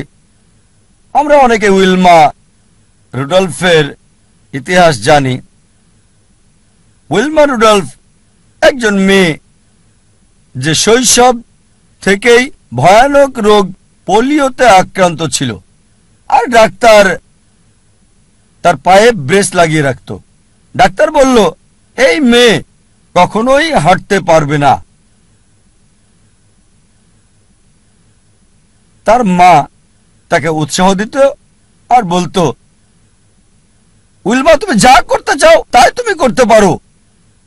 এভাবে মা মেয়েকে উৎসাহ দিত। উইলমার বয়স যখন 9, তখন পায়ের ব্রেস খুলে ফেলে সে পৃথিবীর দ্রুততম মানবী হতে চায়। এটা ছিল তার ইচ্ছা, ছিল তার লক্ষ্য। 9 বছর বয়সে ব্রেস খুলে ফেলার পর 13 বছর বয়সে জীবনের প্রথমবারের মতো দৌড়ে অংশগ্রহণ করল সে, এবং পরাজিত, সবার শেষ অবস্থান। তবে তারপরও সে ধারাবাহিক চেষ্টা চালিয়ে যাচ্ছে, হেরে যাচ্ছে, আবার চেষ্টা করছে। একসময় অলিম্পিকে খেলার যোগ্যতা সে অর্জন করেছে। এটা বাস্তব গল্প, কোনো বানানো গল্প না, মনোরঞ্জনের গল্প না। যখন অলিম্পিকে খেলতে আসলো 1960 সালের অলিম্পিকে মহিলাদের 100 মিটার দৌড়ে সে প্রথম হয়েছিল, স্বর্ণপদক পেল। 200 মিটার দৌড়েও মহিলাদের মধ্যে স্বর্ণপদক পেল। সে 400 মিটার দৌড়েও স্বর্ণপদকটা জয় করে নিল। 100 গুণ 4 মহিলাদের মধ্যে 1960 সালের অলিম্পিকে সে 3টি সোনা জিতেছিল এবং ইতিহাস রচনা করেছিল। একজন প্যারালাইজড, একজন অচল মহিলা, পোলিও আক্রান্ত, সে পৃথিবীর দ্রুততম মানবী হলো 1960 সালের জন্য। আমরা দেখলাম যে উইলমা লক্ষ্য স্থির করেছে, আর যদি ম্যানেজমেন্ট গ্রুপ বই পড়েন এই বিষয়গুলো তাতে আছে। স্মার্ট গোল বইয়ে আছে, বিস্তারিত আমি বলছি না। তবে চলুন দেখি সে কতটুকু মূল টার্গেট পূর্ণ করেছে ইসলামিক ভাবে। প্রথম হচ্ছে লক্ষ্যটাকে ইসলামিক ছিল, লক্ষ্যটাকে কোরআন সুন্নাহ অনুযায়ী ছিল। তার ব্যক্তিগত জীবন জানি না, তবে এটা জানি সে মুসলিম না। স্রষ্টার জন্য করেছিল কিনা সেটাও জানি না। দ্বিতীয় হচ্ছে লক্ষ্যটাকে নির্দিষ্ট, হ্যাঁ নির্দিষ্ট। সে পৃথিবীর দ্রুততম মানবী হতে চেয়েছে। এটা লাভজনক, কল্যাণকর, হ্যাঁ এই পৃথিবীর জন্য লাভজনক। সুনাম পেয়েছে, সম্মান পেয়েছে। তবে আখিরাতের ব্যাপারে আল্লাহ জানেন, আমি জানি না। আখিরাতে এই অলিম্পিক জয়ের সোনা কোনো কাজে আসবে কিনা। যদি না তা করা হয় আল্লাহ সুবহানাহু ওয়া তাআলার সন্তুষ্টির জন্য। এটা কি সুতীক্ষ্ণ এবং যথাযথ ছিল? হ্যাঁ ছিল। এটা পরিমাপযোগ্য ছিল কি? হ্যাঁ। সে জানতো কে বিশ্বের দ্রুততম মানবী। সময়টা হয়তো 9 সেকেন্ড, 10 সেকেন্ড বা 11 সেকেন্ড ছিল, পরিমাপযোগ্য ছিল। আর সে চর্চা করলো, লক্ষ্য অর্জন করলো। তারপর নিয়তটা কি ছিল? সুনাম অর্জন করা। অবশ্যই তা পেয়েছে। আল্লাহকে খুশি করা উদ্দেশ্য ছিল কিনা আমার সন্দেহ। তারপর ধারাবাহিকতা ছিল, হ্যাঁ ধারাবাহিক ছিল। নিয়মিত চর্চা করেছে, যদিও হেরেছে অনেকবার, জয় করল পৃথিবীর দ্রুততম মানবী। আপনাদের আরেকটা উদাহরণ দিচ্ছি লক্ষ্য নির্ধারণের। ভিন্নতা দেখে একজন মানুষের উদাহরণটা বলছি আপনাদের। একজন মানুষ যার সম্বল ছিল সামান্য, কিন্তু তিনি লক্ষ্যের চূড়ায় পৌঁছেছেন। যে মানুষ, যে ব্যক্তিটি আমার জীবনকে বদলে দিয়েছেন, শরীরের ডাক্তার থেকে আত্মার ডাক্তার করেছেন, আমি নিশ্চিত আপনারা তাকে চেনেন। তিনি হচ্ছেন শেখ আহমেদ দিদাত। চলুন তার লক্ষ্য নির্ধারণ দেখি। শেখ আহমেদ দিদাত, যদি আপনারা তার জীবনী পড়েন তাহলে দেখবেন যে পড়ালেখা করেছেন 6ষ্ঠ শ্রেণী পর্যন্ত মাত্র। তার কারণ ছিল সাংসারিক অভাব। বাধ্য হয়ে পড়ালেখা ছেড়ে দেন তিনি। 6ষ্ঠ শ্রেণী পাশ করার পর লেখাপড়া ছাড়তে বাধ্য হলেন।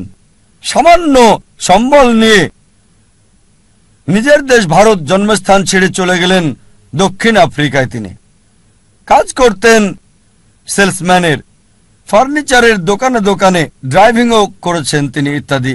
আর দক্ষিণ আফ্রিকায় থাকাকালীন তিনি নিয়মিত খ্রিস্টান মিশনারিদের বিড়ম্বনা শিকার হতেন, যারা বলতো ইসলাম একটা অনুপযোগী ধর্ম, নির্দয় ধর্ম। তারা ইসলামকে আক্রমণ করত। আর যেহেতু হ্যারাসমেন্টের শিকার, তার মনে একটা ইচ্ছা আসলো, ইসলামের বিরুদ্ধে সব অভিযোগের আমি উত্তর দিতে চাই সেই সব খ্রিস্টান মিশনারিদের। এই খ্রিস্টান মিশনারিদের ইসলামের বিরুদ্ধে বলার উপযুক্ত জবাব দিতে চাই। চিন্তা করেন, 6ষ্ঠ শ্রেণী পর্যন্ত পড়া একজন মানুষ। তবে অবশ্যই আল্লাহর উপর ভরসা ছিল। তিনি চেষ্টা করেছেন। একটা বই তাকে বেশ নাড়া দিয়েছিল। ঘরের মধ্যে ময়লা জমে থাকা একটা বই, এই বইটা তাকে নাড়া দিয়েছে, যেটার নাম ইজারুল হক, সত্যের প্রকাশ, লেখক মাওলানা রহমতুল্লাহ কিরানবী। আর ওই বইয়ে লক্ষ্যের নির্দেশনা পান। এভাবে শুরু করেছিলেন আর 40 বছর ধরে সংগ্রাম করেছেন। তিনি চ্যালেঞ্জ করেছেন খ্রিস্টান ধর্মের রথী মহারথীদের। চিন্তা করেন, 6 পাস একজন মানুষ 40 বছর সংগ্রাম করেছেন, পৃথিবীর সেরা খ্রিস্টানদের সাথে চ্যালেঞ্জ করেছেন। এমন একটা ঘটনা 1986 সালে তিনি বিতর্ক করেছিলেন পাদ্রী জিমি সোয়াগাটের সাথে। আর 80-র দশকে এই জেমি সোয়াগাট ছিল 1 নাম্বার, সবচেয়ে ক্ষমতাধর, সবচেয়ে বিখ্যাত খ্রিস্টান টিভি বিতার্কিক। তার বিতর্কের কয়েক সপ্তাহ আগে শেখ দিদাতের এক ভক্ত বলল, শেখ আহমেদ দিদাত, আমি আপনার ভক্ত, আপনাকে একটা উপদেশ দিচ্ছি। এই জেমি সোয়াগাটকে আমি চিনি, তার সম্পর্কে আমি জানি, তার সাথে বিতর্ক করবেন না, আপনাকে হাসির পাত্র বানাবে আর ফু দিয়ে উড়িয়ে দেবে। চিন্তা করেন, একজন ভক্ত আহমেদ দিদাতকে উপদেশ দিচ্ছে জেমি সোয়াগাটের সাথে ডিবেট না করার জন্য। আমি তাকে চিনি, আপনাকে হাসির পাত্র বানাবে আর ফু দিয়ে উড়িয়ে দেবে। যে লোক সবচেয়ে বিখ্যাত টিভি ব্যক্তিত্ব, টেলিভিশনের মালিক, যার বাজেট ছিল দৈনিক $1 মিলিয়ন বেশি সুনাম অক্ষুণ্ণ রাখার জন্য, আমাদের শেখ আহমেদ দিদাত, মাশাআল্লাহ, তার সাথে আল্লাহ ছিলেন। তিনি ইউএসএতে গেলেন, ওই খ্রিস্টান মিশনারির শহরে, সে যে দেশে খুবই বিখ্যাত, তিনি গেলেন, বিতর্ক করলেন। আর আলহামদুলিল্লাহ সুম্মা আলহামদুলিল্লাহ, আল্লাহর সাহায্যে তিনি টেবিলটাকে উল্টে দিলেন। চিন্তা করেন, একজন মানুষ সামান্য পুঁজি নিয়ে, স্কুলও পাশ করেননি, গ্র্যাজুয়েশন তো দূরের কথা, চ্যালেঞ্জ করেছেন খ্রিস্টান সম্প্রদায়ের প্রধান নেতাদেরকে। তারপর থেকে তিনি সবচেয়ে বড় বাধা বিশ্ব খ্রিস্টান নেতাদের জন্য, খ্রিস্টান মিশনারিদের জন্য। একা একজন মানুষ শেখ আহমেদ দিদাত আল্লাহ সুবহানাহু ওয়া তাআলার সাহায্যে সমগ্র খ্রিস্টানদের চ্যালেঞ্জ করেছেন।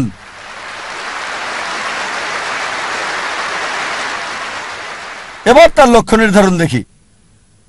1 নাম্বার হচ্ছে ইসলামিক। প্রথমে এটা কি ইসলামিক ছিল? কোরআন এবং সহিহ হাদিস মোতাবেক এটা কি আল্লাহ এবং রাসূলের জন্য ছিল? স্বাভাবিকভাবে হ্যাঁ ছিল। এ কারণেই তিনি লক্ষ্য অর্জন করেছিলেন। দ্বিতীয় হচ্ছে, এটা কি নির্দিষ্ট ছিল? হ্যাঁ, তার লক্ষ্য নির্দিষ্ট ছিল। আমি ইসলামের বিরুদ্ধে অভিযোগের উত্তর দিতে চাই, এটা ছিল নির্দিষ্ট। যথাযথ জবাব দিতে চাই, অমুসলিমদের মন থেকে ইসলাম সম্পর্কে ভুল ধারণাটা সরাতে চাই আমি। তৃতীয় বিষয় হচ্ছে, এটা কি লাভজনক ছিল, কল্যাণকর ছিল? তিনি আখিরাতের লাভ চেয়েছেন, আর ইনশাল্লাহ ইনশাল্লাহ আল্লাহ তাকে জান্নাত দেবেন ইনশাল্লাহ। কিন্তু আখিরাতের কল্যাণের পাশাপাশি দুনিয়াতেও সম্মান পেয়েছেন। দেখেন, 6ষ্ঠ শ্রেণী পাস একজন মানুষ 1986 সালে মুসলিম বিশ্বের নোবেল পেলেন মানবতার সেবায়, বাদশাহ ফয়সাল পুরস্কার তাকে দেওয়া হয়েছিল। 6ষ্ঠ শ্রেণী পাস লোক, তিনি পুরস্কারের জন্য করেননি, হয়তো পেয়েছেন $200, সেজন্য করেননি। পুরস্কারটা ছিল হয়তো স্বর্ণ, সেজন্য করেননি। তিনি করেছেন আল্লাহ এবং রাসূলের জন্য। আল্লাহ আখিরাতে পুরস্কার দেবেন, এই দুনিয়াতেও লাভজনক। তারপর এটা কি তীক্ষ্ণ ছিল, যথাযথ ছিল? খুবই তীক্ষ্ণ, যথাযথ সময়ে তার কৌশল সবকিছু যথাযথ ছিল। যখন খ্রিস্টান মিশনারিরা মুসলিমদের বদনাম করত, আমাদের অবস্থান ছিল যখন একেবারে নিচে। এই মানুষ শেখ আহমেদ দিদাত হাজার হাজার তরুণকে অনুপ্রাণিত করেছিলেন, এবং আমাকেও। অন্তত আমরা মাথা উঁচু করে দাঁড়াতে পারি ভালোভাবে। তারপর এটা কি পরিমাপযোগ্য? হ্যাঁ। তিনি কি করলেন? খ্রিস্টান মিশনারিদের লেখা বইগুলো সংগ্রহ করলেন, যেগুলো ছিল ইসলামের বিরুদ্ধে লেখা, যেমন জন গিলক্রিস্ট, এইসব বই, জেমি সোগাট, আর সেগুলো উত্তর দিলেন। যখন তারা কোরআন এবং ইসলামকে আক্রমণ করত, তিনি জবাব দিতেন তাদের বাইবেল থেকে। কোরআনের আয়াতগুলো সেগুলোর উপরে প্রয়োগ করতেন আর ফলাফল পেতেন পরিমাপযোগ্য। এরপর তার নিয়ত কি ছিল? বিখ্যাত হওয়া নিয়ত ছিল না, বাদশাহ ফয়সাল পুরস্কার পাওয়াটা উদ্দেশ্য ছিল না। নিয়ত ছিল আল্লাহ এবং তার রাসূলের সন্তুষ্টি অর্জন। তারপর ধারাবাহিকতা ছিল? হ্যাঁ ছিল। চিন্তা করেন, তিনি সংগ্রাম করেছেন 40 বছর। তার ইতিহাস পড়লে দেখবেন তার অফিসটা ছিল ছোট্ট একটা ঘর। আর আমাদেরকে বলেছেন সাদা কালো 1000 পাম্পলেট ছাপানোর আগে তাদের মিটিং করতে হতো, চলো মিটিং করি 1000 সাদা কালো পাম্পলেট আমরা ছাপাতে পারবো কিনা। মাশাআল্লাহ, ধারাবাহিক লক্ষ্যে পৌঁছার আগ পর্যন্ত সংগ্রাম করেছেন। উইলমা রুডলফ এবং শেখ আহমেদ দিদাতের মধ্যে যে পার্থক্য দেখি তা হলো উইলমা রুডলফের দূরদর্শিতা ছিল না। এই পৃথিবীতে অনেক মূল্য, কিন্তু শেখ আহমেদ দিদাত ছিলেন দূরদর্শী। আর এটা ছিল আখিরাতের জন্য। ইনশাআল্লাহ আল্লাহ তাকে পুরস্কার দেবেন আখিরাতে, দুনিয়াতেও তাকে পুরস্কার দিয়েছিলেন। আমাদের অনেকে জানে না জীবনের উদ্দেশ্যটা কি। বেশিরভাগই 1 নম্বর উদ্দেশ্যটা হচ্ছে কিভাবে উপার্জন করবে। অধিকাংশ লোককে জিজ্ঞেস করবেন, তাদের সঙ্গে কথা বলে দেখবেন 1 নাম্বার চেষ্টা হচ্ছে জীবিকার ব্যবস্থা করা। তারা জীবিকার ব্যাপারে বেশি সচেষ্ট, কিভাবে জীবন চালাবে। তাদের উপার্জনের উপর ভিত্তি করে জীবন ধারণ করে থাকে। তারা কি খাবে, কি পড়বে, কোথায় বাস করবে, কোন স্কুলে পড়াশোনা করবে, কোন স্নাতক ডিগ্রি নেবে, সবকিছু উপার্জনকে ঘিরেই হচ্ছে। আর এরা চিন্তা করে যে যদি বেশি টাকা উপার্জন করতে পারে তাহলে জীবনের লক্ষ্য অর্জন করে ফেলেছে। যেমন আমি যথাযথ হওয়ার উদাহরণ দিলাম। আমাদের অধিকাংশই কি করি, পাখির চোখ নিশানা না করে কি করি, আমরা শূন্যে গুলি করে দিই আর চারপাশের বিষয়গুলো টেনে আনি নিশানা ছাড়াই গুলি করে দেই। কোনো একটা বিষয়ে গ্র্যাজুয়েশন করি, তারপর যখন বলা হয় কেন এই কোর্স নিয়েছো তুমি, ও আমি তো ভাবিনি। তারপর বিশেষত্ব খোঁজে, আরো বেশি বিশেষত্ব খোঁজে, তারপর চেষ্টা করে যাচাই করে কেন এই কোর্স নিয়েছে। দেখবেন লোকে প্রথমে চিন্তা করে কত উপার্জন করবে, আর উপার্জনের ভিত্তিতে সে সিদ্ধান্ত নেয় কিভাবে তাদের জীবন যাপন করবে। এটা শূন্যে গুলি ছোঁড়ার মতো আর পাখির চোখে নিশানা করার চিন্তা করা। প্রথমে দেখতে হবে আমাদের কেন্দ্র কোনটা, কোনটাকে ভিত্তি করে আমাদের জীবন আবর্তিত হচ্ছে। বিভিন্ন মানুষের ভিন্ন ভিন্ন কেন্দ্র রয়েছে। কিছু লোক তারা আত্মকেন্দ্রিক, সবকিছুতে নিজেদের কথা ভাবে, পৃথিবীর অন্য মানুষকে নিয়ে কোনো মাথা ব্যথা নেই, নিজেদের নিয়ে তারা ব্যস্ত থাকে। কিভাবে জীবনযাপন করবে অন্যদের নিয়ে চিন্তা করার সময় নেই, তারা আত্মকেন্দ্রিক। কিছু লোক পরিবার কেন্দ্রিক, তাদের সারা জীবন পরিবারকে ঘিরেই কেটে যায়। তারা যে কোনো নিয়ম ভাঙতে বা গড়তে প্রস্তুত, হোক সেটা সঠিক কিংবা ভুল, পরিবারকে সুখী করতে। তাদের মূল উদ্দেশ্যটা হচ্ছে পরিবারকে খুশি করা। কেউ হয়তো পিতামাতা কেন্দ্রিক, কিছু হয়তো পরিবার কেন্দ্রিক, স্ত্রী কেন্দ্রিক বা স্বামী কেন্দ্রিক, কেউ হয়তো সন্তান কেন্দ্রিক। দেখবেন কিছু লোক পিতামাতাকে খুশি করার জন্য যে কোনো কিছু করতে পারে। তাদের জীবনের সব নিয়ম কানুন পিতামাতার পছন্দ অপছন্দের ভিত্তিতে হয়। আল্লাহ কোরআনে বলেছেন সূরা লুকমান অধ্যায় 31 আয়াত 14 যে আমি মানুষকে নির্দেশ দিয়েছি পিতামাতার সাথে সদ্ব্যবহার করতে। অনেক কষ্ট সহ্য করে মাতাকে গর্ভে ধারণ করেছে, অনেক কষ্ট সহ্য করে তাকে জন্ম দিয়েছে।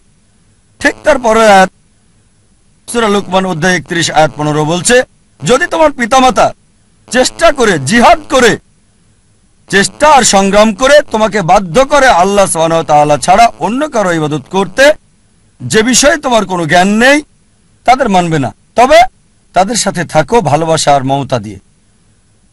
তার মানে আমাদের স্রষ্টা বলেছেন পিতামাতাকে ভালোবাসতে, মানতে হবে, কিন্তু স্রষ্টার বিরুদ্ধে যেতে বললে, আল্লাহ এবং তার চূড়ান্ত নবীর বিরুদ্ধে যেতে বললে তাদের মানবে না। তারপরও তাদেরকে ভালোবাসো, সহানুভূতি দাও।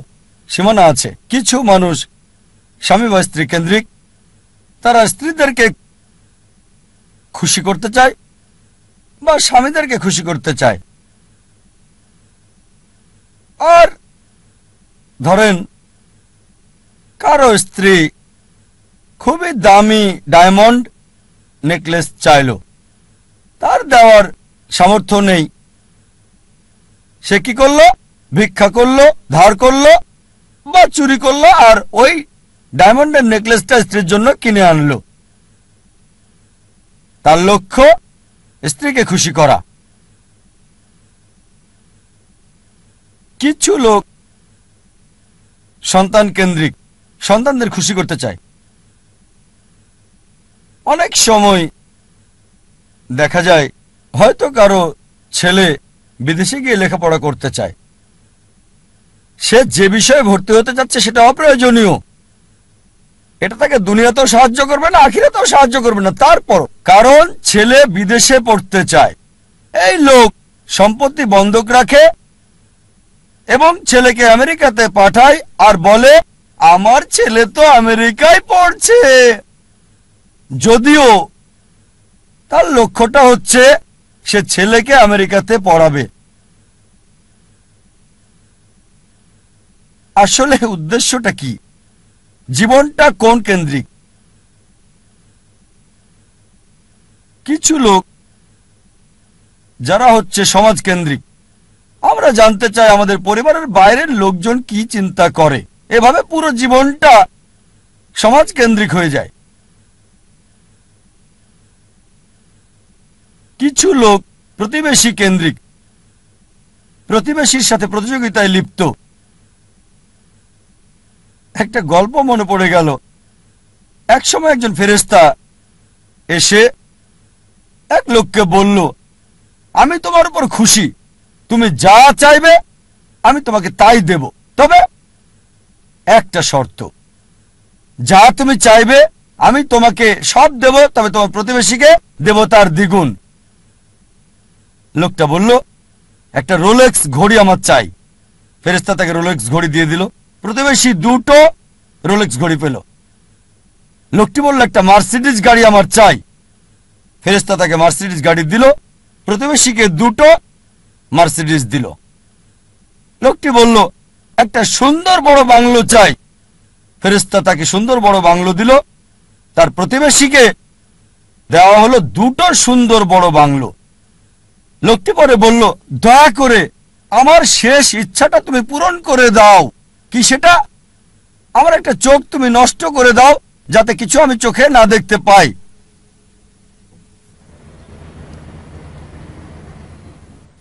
চিন্তা করেন, সে তার নিজের চেয়ে প্রতিবেশীকে নিয়ে বেশি ব্যস্ত। তার জীবন সহজ কিন্তু জটিল সেটা ভাবছে না সে। প্রাচুর্য কি দারিদ্রতা যাই থাকুক, সে বেশি চিন্তিত তার প্রতিবেশীর চেয়ে ভালো জীবন যাপন করা নিয়ে। এ কারণেই সে ফেরেশতাকে বলল, আমার একটা চোখ নষ্ট করে দাও, যাতে প্রতিবেশীর দুটো চোখই নষ্ট হয়ে যায়। এভাবে আমরা প্রতিবেশী কেন্দ্রিক। নিজে সুখী কিনা ভাবছে না, দেখতে পারবে কিনা সেটাও ব্যাপার না। যেহেতু প্রতিবেশী সম্পূর্ণ অন্ধ হবে, তাই একটা চোখ হারাতে কোনো আপত্তি নাই। প্রতিবেশী কেন্দ্রিক। কিছু লোক বন্ধু কেন্দ্রিক, কিছু আবার শত্রু কেন্দ্রিক। তারা বেশি চিন্তিত তার শত্রু কি করছে সেটা নিয়ে। শত্রু কি চিন্তা করছে আমার ব্যাপারে তা নিয়ে পরিকল্পনা করে। শত্রু যদি এটা করে আমি ওটা করব, সব সময় সারা জীবন চিন্তা করে এভাবে শত্রুরা কি করছে। এটা আপনি পাবেন বিভিন্ন ক্ষেত্রে। ব্যবসায় চিন্তা করছে তার শত্রুর ব্যাপারে, ছাত্র চিন্তা করছে শত্রুর ব্যাপারে। তারা যা চিন্তা করে তার প্রতিরোধ চিন্তা করে। শত্রু যা চিন্তা করছে তার প্রতিরোধমূলক চিন্তা। বেশিরভাগ সময় তারা কাটায় শত্রুর মোকাবেলার চিন্তা করে। তাদেরকে একটা সুন্দর শান্তির উপদেশ দিতে চাই, যা আমি অনুসরণ করি। যদি কেউ আপনার দিকে পাথর ছুঁড়ে মারে, নিজেকে এতটা উঁচুতে নিয়ে যান যাতে পাথর আপনাকে ছুঁতে না পারে। কেউ আপনার দিকে ঢিল ছুঁড়ে মারলে নিজেকে এমন উঁচুতে নিয়ে যান যাতে পাথর আসতে না পারে। তাহলে প্রতিযোগিতার প্রশ্ন আসবে কি করে? আপনার বিরুদ্ধে শত্রুর পরিকল্পনার সুযোগ আসবে কি করে?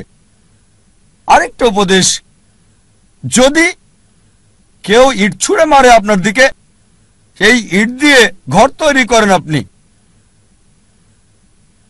স্কুলে শিখতাম মার্শাল আর্ট, কেরাতি, জুডো।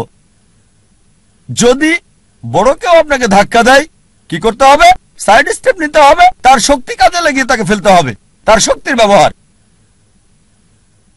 কেউ যখন আপনাকে ইট মারবে সেই ইট দিয়ে ঘর তৈরি করেন। কিছু লোক সুনাম কেন্দ্রিক, তারা সুনাম চায়, মূল উদ্দেশ্য খ্যাতি পাওয়া, যে কোনো অনৈতিক কাজ করতে প্রস্তুত, নিয়মকানুন বিসর্জন দিতে পারে। কিছু লোক তারা হচ্ছে ভোগবাদী, তারা সম্পদ কেন্দ্রিক, সব সময় চিন্তা করে অর্জন কি, কত সম্পদ করেছে, তারা কি পড়ে। আর এটা কমন, খুবই কমন মানুষের মধ্যে, বিশেষ করে ধনীদের মধ্যে। বন্ধুদের সাথে দেখা হলে গল্প শুরু করে, কোন ব্র্যান্ডের ঘড়ি পরেছো, এটা কি ট্যাগ হিওর নাকি ওমেগা, ও এটা রোলেক্স, ফিতাটা কিসের, আয়রনের নাকি চামড়ার, বেসালটা কি, ও কোন ধরনের ডাল, গোল্ড প্লেটেড ডায়মন্ড স্টুড, ও কারুকাজ করা, পার্টি ফিলিপ। ধনী লোকদের অধিকাংশেরই এটা একটা ঘড়ি থাকে না, অনেকগুলো ঘড়ি। আর চিন্তা করে ঠিক আছে আজকে এই ঘড়িটা পরলাম, পরের দিন পরবো না, বন্ধুদের কাছে যাওয়ার সময়। এভাবে চিন্তা করে সময় পার করে কোন অনুষ্ঠানে কোনটা পরবে। একইভাবে এরা গাড়ির ব্যাপারেও কথা বলে, তোমারটা কি গাড়ি, BMW, Mercedes, Porsche, Rolls Royce, Maybach, Bentley, designer.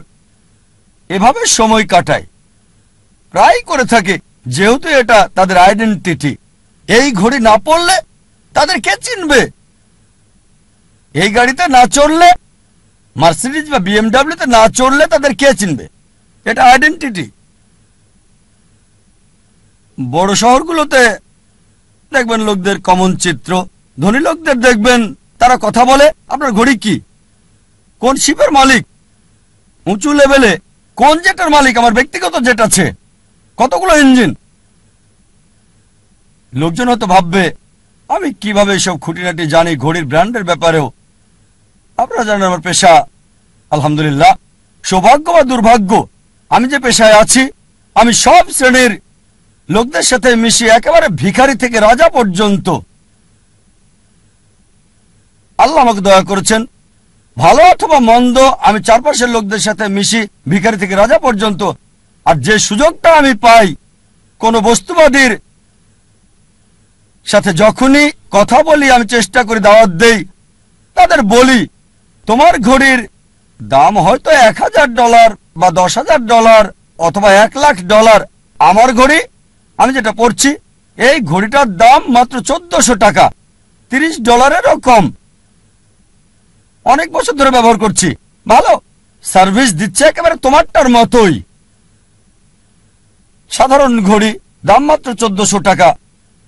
আলহামদুলিল্লাহ, আল্লাহ দয়া করেছেন, আমি যেগুলো নাম বললাম অধিকাংশ ব্র্যান্ডই উপহার পেয়েছি, সবগুলো ব্র্যান্ডই উপহার পেয়েছি। এই সবগুলো ওমেগা, রোলেক্স অনেক পেয়েছি। আর আমি নবী মুহাম্মদ সাল্লাল্লাহু আলাইহি ওয়াসাল্লামের পথ অনুসরণ করেছি। আমি অন্য দায়ীদের দিয়ে দেই, আমার স্টাফদের দিয়ে দেই, যাতে করে আমি খুতুওয়াত শয়তান থেকে দূরে থাকতে পারি। অনেক সময় অনেক উপলক্ষে আমাকে নিমন্ত্রণকারীরা তাদের ব্যক্তিগত জেট প্লেন আমার জন্য পাঠায়, ব্যক্তিগত জেট প্লেন আমাকে নিয়ে যাওয়ার জন্য তারা পাঠিয়ে দেয়। এমন অনেকবারই হয়েছে। চিন্তা করেন, জেট প্লেনের খরচ শুধুমাত্র একজন মানুষের জন্য, পাইলটদের পেমেন্ট, এয়ার হোস্টেসের পেমেন্ট, এয়ারপোর্টের ভাড়ার খরচ। তাই আমি তাকে বললাম এটা সবচেয়ে ভালো হয় যদি একটা ইকোনমিক ক্লাস টিকিট পাঠান।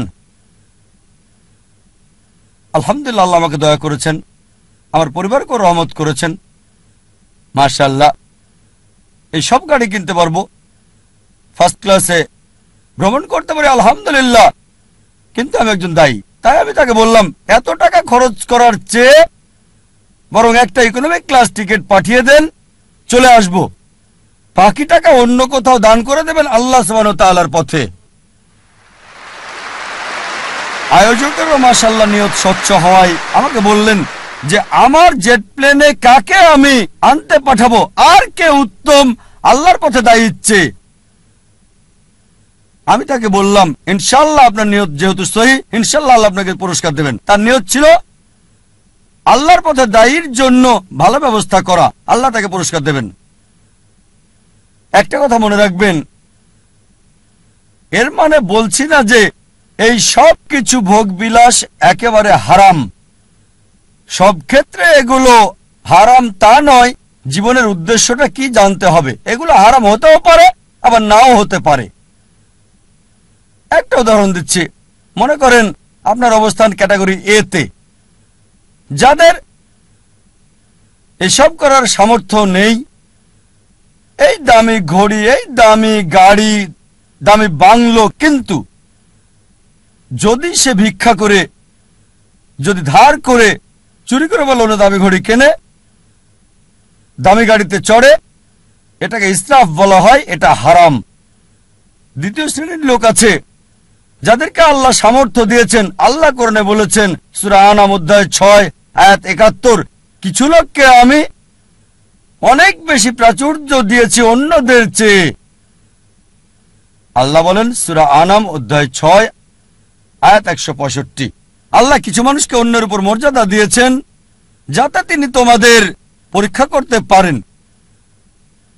তাই আল্লাহ যদি আপনাকে সামর্থ্য দেন আর আপনি এগুলো কিনেন, দামি গাড়ি, দামি ঘড়ি, দামি বাংলো, আর শুধু এগুলো নিয়েই আপনি থাকেন, এগুলো ছাড়া কিছুই করতে পারেন না, এটাই আপনার কেন্দ্র, এটাই আপনার জীবনের উদ্দেশ্য, তাহলে এটা হারাম। তৃতীয় ক্যাটাগরির লোক আছে যাদেরকে আল্লাহ সামর্থ্য দিয়েছেন, তারা সেগুলো কিনে, তবে সেগুলো নিয়েই পড়ে থাকে না। এটা কিনেছে। নবী সুলাইমান আলাইহিস সালামের উদাহরণ দেখে তিনি ধনী ছিলেন, মালিকও হয়েছিলেন, তবে এগুলোর উপর নির্ভরশীল না। তাই যদি এগুলো কিনেন আর যদি আল্লাহ সুবহানাহু ওয়া তাআলাকে মেনে চলেন, বস্তুবাদী বিলাসের উপর নির্ভরশীল না হন, তাহলে এটা মুবাহ, ঐচ্ছিক, এটা হারাম না। তবে সবচেয়ে উত্তম চতুর্থ ক্যাটাগরি যাদের আল্লাহ সামর্থ্য দিয়েছেন আর তারপর সেগুলো ব্যবহার করে না, এগুলো কিনে না। প্রিয় নবীজি মুহাম্মদ সাল্লাল্লাহু আলাইহি ওয়াসাল্লামের মতো। আমাদের প্রিয় নবী মুহাম্মদ সাল্লাল্লাহু আলাইহি ওয়াসাল্লামের ক্ষমতা ছিল, সুনাম ছিল, আধিপত্য ছিল। সে সময় তিনি রাজা হতে পারতেন, সারা পৃথিবীর সব ধন সম্পদের মালিক হতে পারতেন, অথচ যখনই কোনো পুরস্কার পেতেন অনেক সময়, প্রায় সময় তিনি তার সাহাবীগণকে সেগুলো দিয়ে দিতেন। এজন্য না যে গ্রহণ করা হারাম হবে, কেউ যদি ভালো উপহার দেয় সেটা রাখতে পারেন, সেটা হারাম না, কিন্তু নবীজি অন্যদের দিয়ে দিতেন। চতুর্থ ক্যাটাগরি আল্লাহ সামর্থ্য দিয়েছেন আর সেগুলো ব্যয় করে আল্লাহ সুবহানাহু ওয়া তাআলার পথে।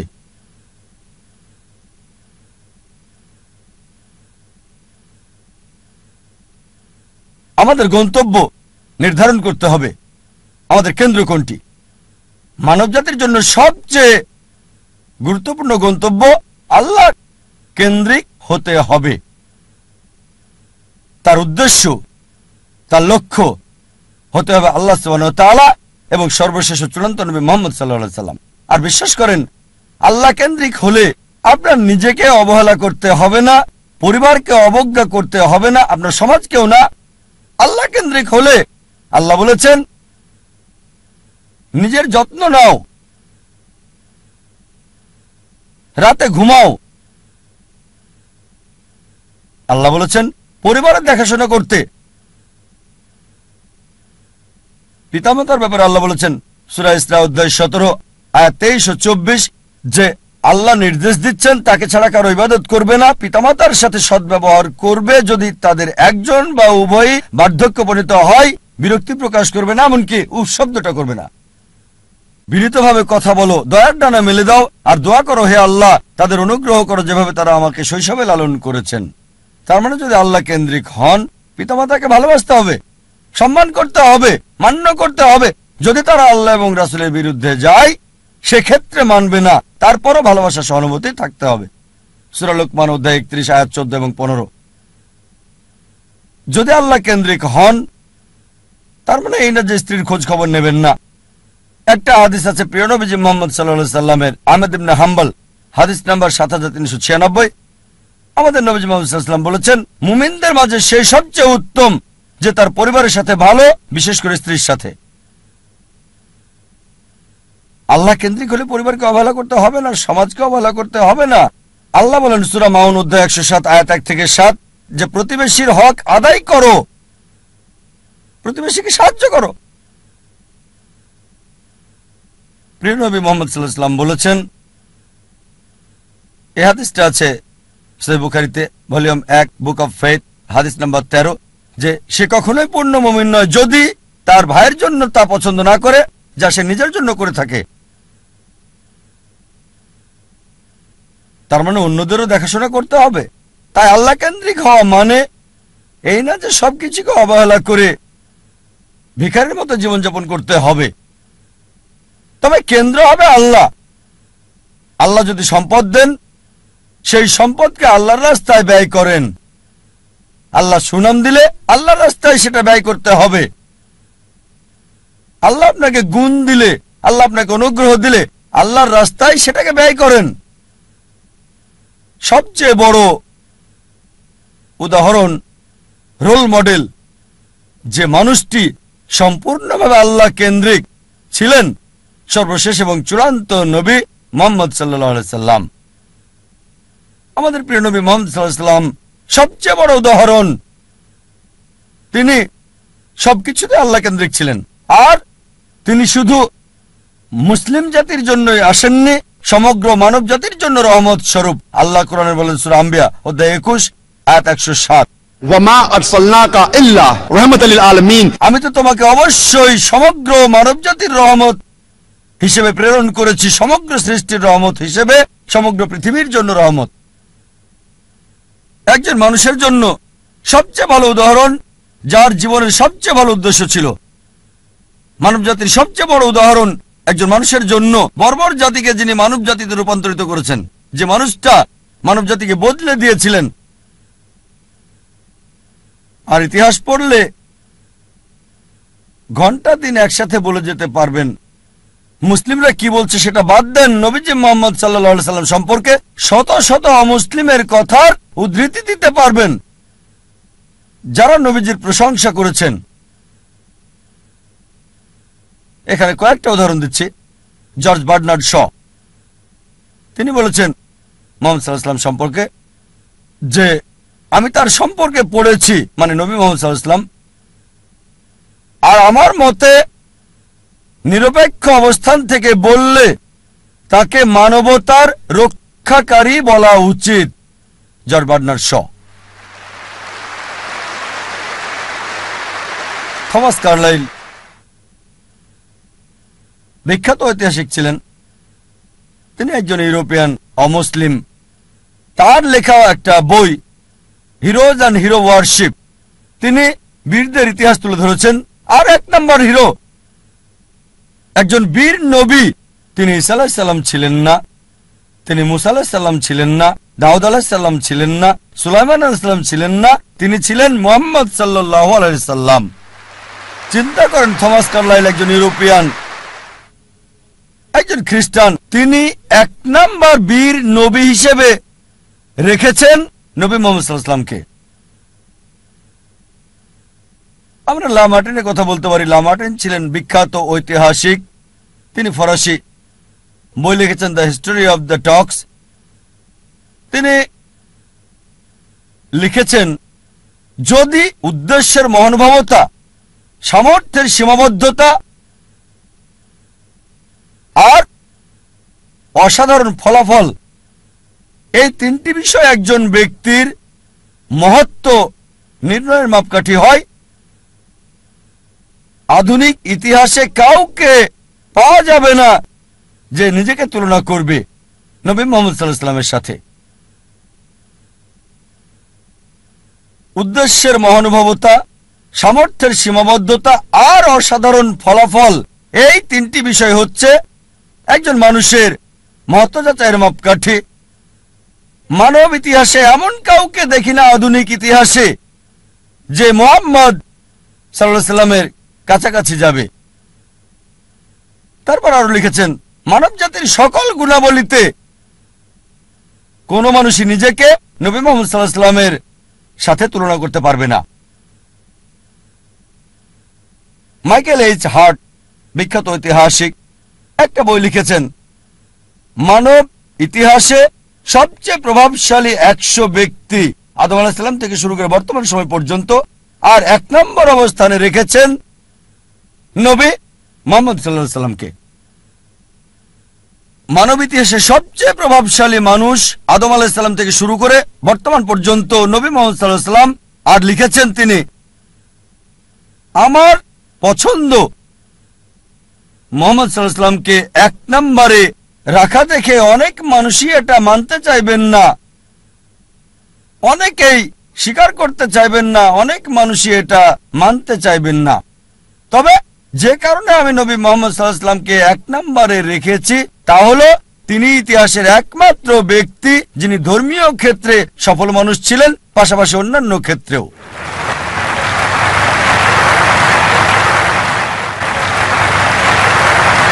যদি এনসাইক্লোপিডিয়া ব্রিটানিকা পড়েন 11তম সংস্করণ, নবী মুহাম্মদ সাল্লাল্লাহু আলাইহি সাল্লাম সম্পর্কে এতে বলা হয়েছে, মুহাম্মদ সাল্লাল্লাহু আলাইহি সাল্লাম ছিলেন পৃথিবীর সবচেয়ে সফল ধর্মীয় ব্যক্তিত্ব। চিন্তা করেন, এনসাইক্লোপিডিয়া ব্রিটানিকা। তারা বাধ্য, আর কেউ নেই বলার মতো। তারা সত্য বলতে চেয়েছে, চেষ্টা করেছে, তাদের সত্য বলতেই হবে। কারণ আল্লাহ কোরআনে বলেছেন, সূরা ইসরা অধ্যায় 17 আয়াত 81, ফকুল জাল হক ওয়া যাকাল বাতিল ইন্নাল বাতিল কানা যাউকা। যখন সত্য মিথ্যার বিরুদ্ধে দাঁড়ায়, মিথ্যা ধ্বংস হয়ে যায়, আর মিথ্যার ধ্বংস অনিবার্য। আল্লাহ কোরআনে বলেন, সূরা কালাম অধ্যায় 68 আয়াত 4, নিশ্চয়ই নবী মুহাম্মদ সাল্লাল্লাহু আলাইহি সাল্লাম উত্তম চরিত্রের উপর অধিষ্ঠিত। আল্লাহ বলেন সূরা আহজাব অধ্যায় 33 আয়াত 21, অবশ্যই নবী মুহাম্মদ সাল্লাল্লাহু আলাইহি সাল্লামের জীবনের মধ্যে তোমাদের জন্য রয়েছে উত্তম আদর্শ। নবী মুহাম্মদ সাল্লাল্লাহু আলাইহি সাল্লাম জীবনের সকল ক্ষেত্রেই সফল ছিলেন, কেবল ধর্মীয় ক্ষেত্রে নয়, রাজনৈতিক ক্ষেত্রেও সফল, নিরপেক্ষতার ক্ষেত্রে, সুষ্ঠু জীবনযাপনের ক্ষেত্রে তিনি এতই সফল ছিলেন যে তার প্রত্যেকটা কাজই আমাদের জন্য অনুসরণীয়। তিনি কি পড়তেন, যদি অনুসরণ করেন ইনশাআল্লাহ সওয়াব পাবেন। আদেশ করেছেন আর নিজেও টাকনুর উপরে কাপড় পরতেন, যদি টাকনুর উপরে কাপড় পরেন ইনশাআল্লাহ পুরস্কার পাবেন। ওই ব্যক্তির মতো বিজ্ঞানী হতে চাইলে আইজাক নিউটনের লম্বা চুল সাহায্য করবে না, তার জুতা সাহায্য করবে না, কাপড় সাহায্য করবে না। কিন্তু যদি নবীজির মতো হতে চান, তিনি যা করেছেন সেগুলোর মতো তাকে কপি করেন, আপনার কল্যাণ হবে এই পৃথিবীতে, পাশাপাশি আখিরাতেও। তিনি বলেছেন দাড়ি রাখতে, যদি দাড়ি রাখেন ইনশাআল্লাহ কল্যাণ হবে আপনার। নবীজি যা করেছেন, জীবনের সকল ক্ষেত্রে সফল ছিলেন, তিনি সবচেয়ে উত্তম রোল মডেল সব মানুষের জন্য।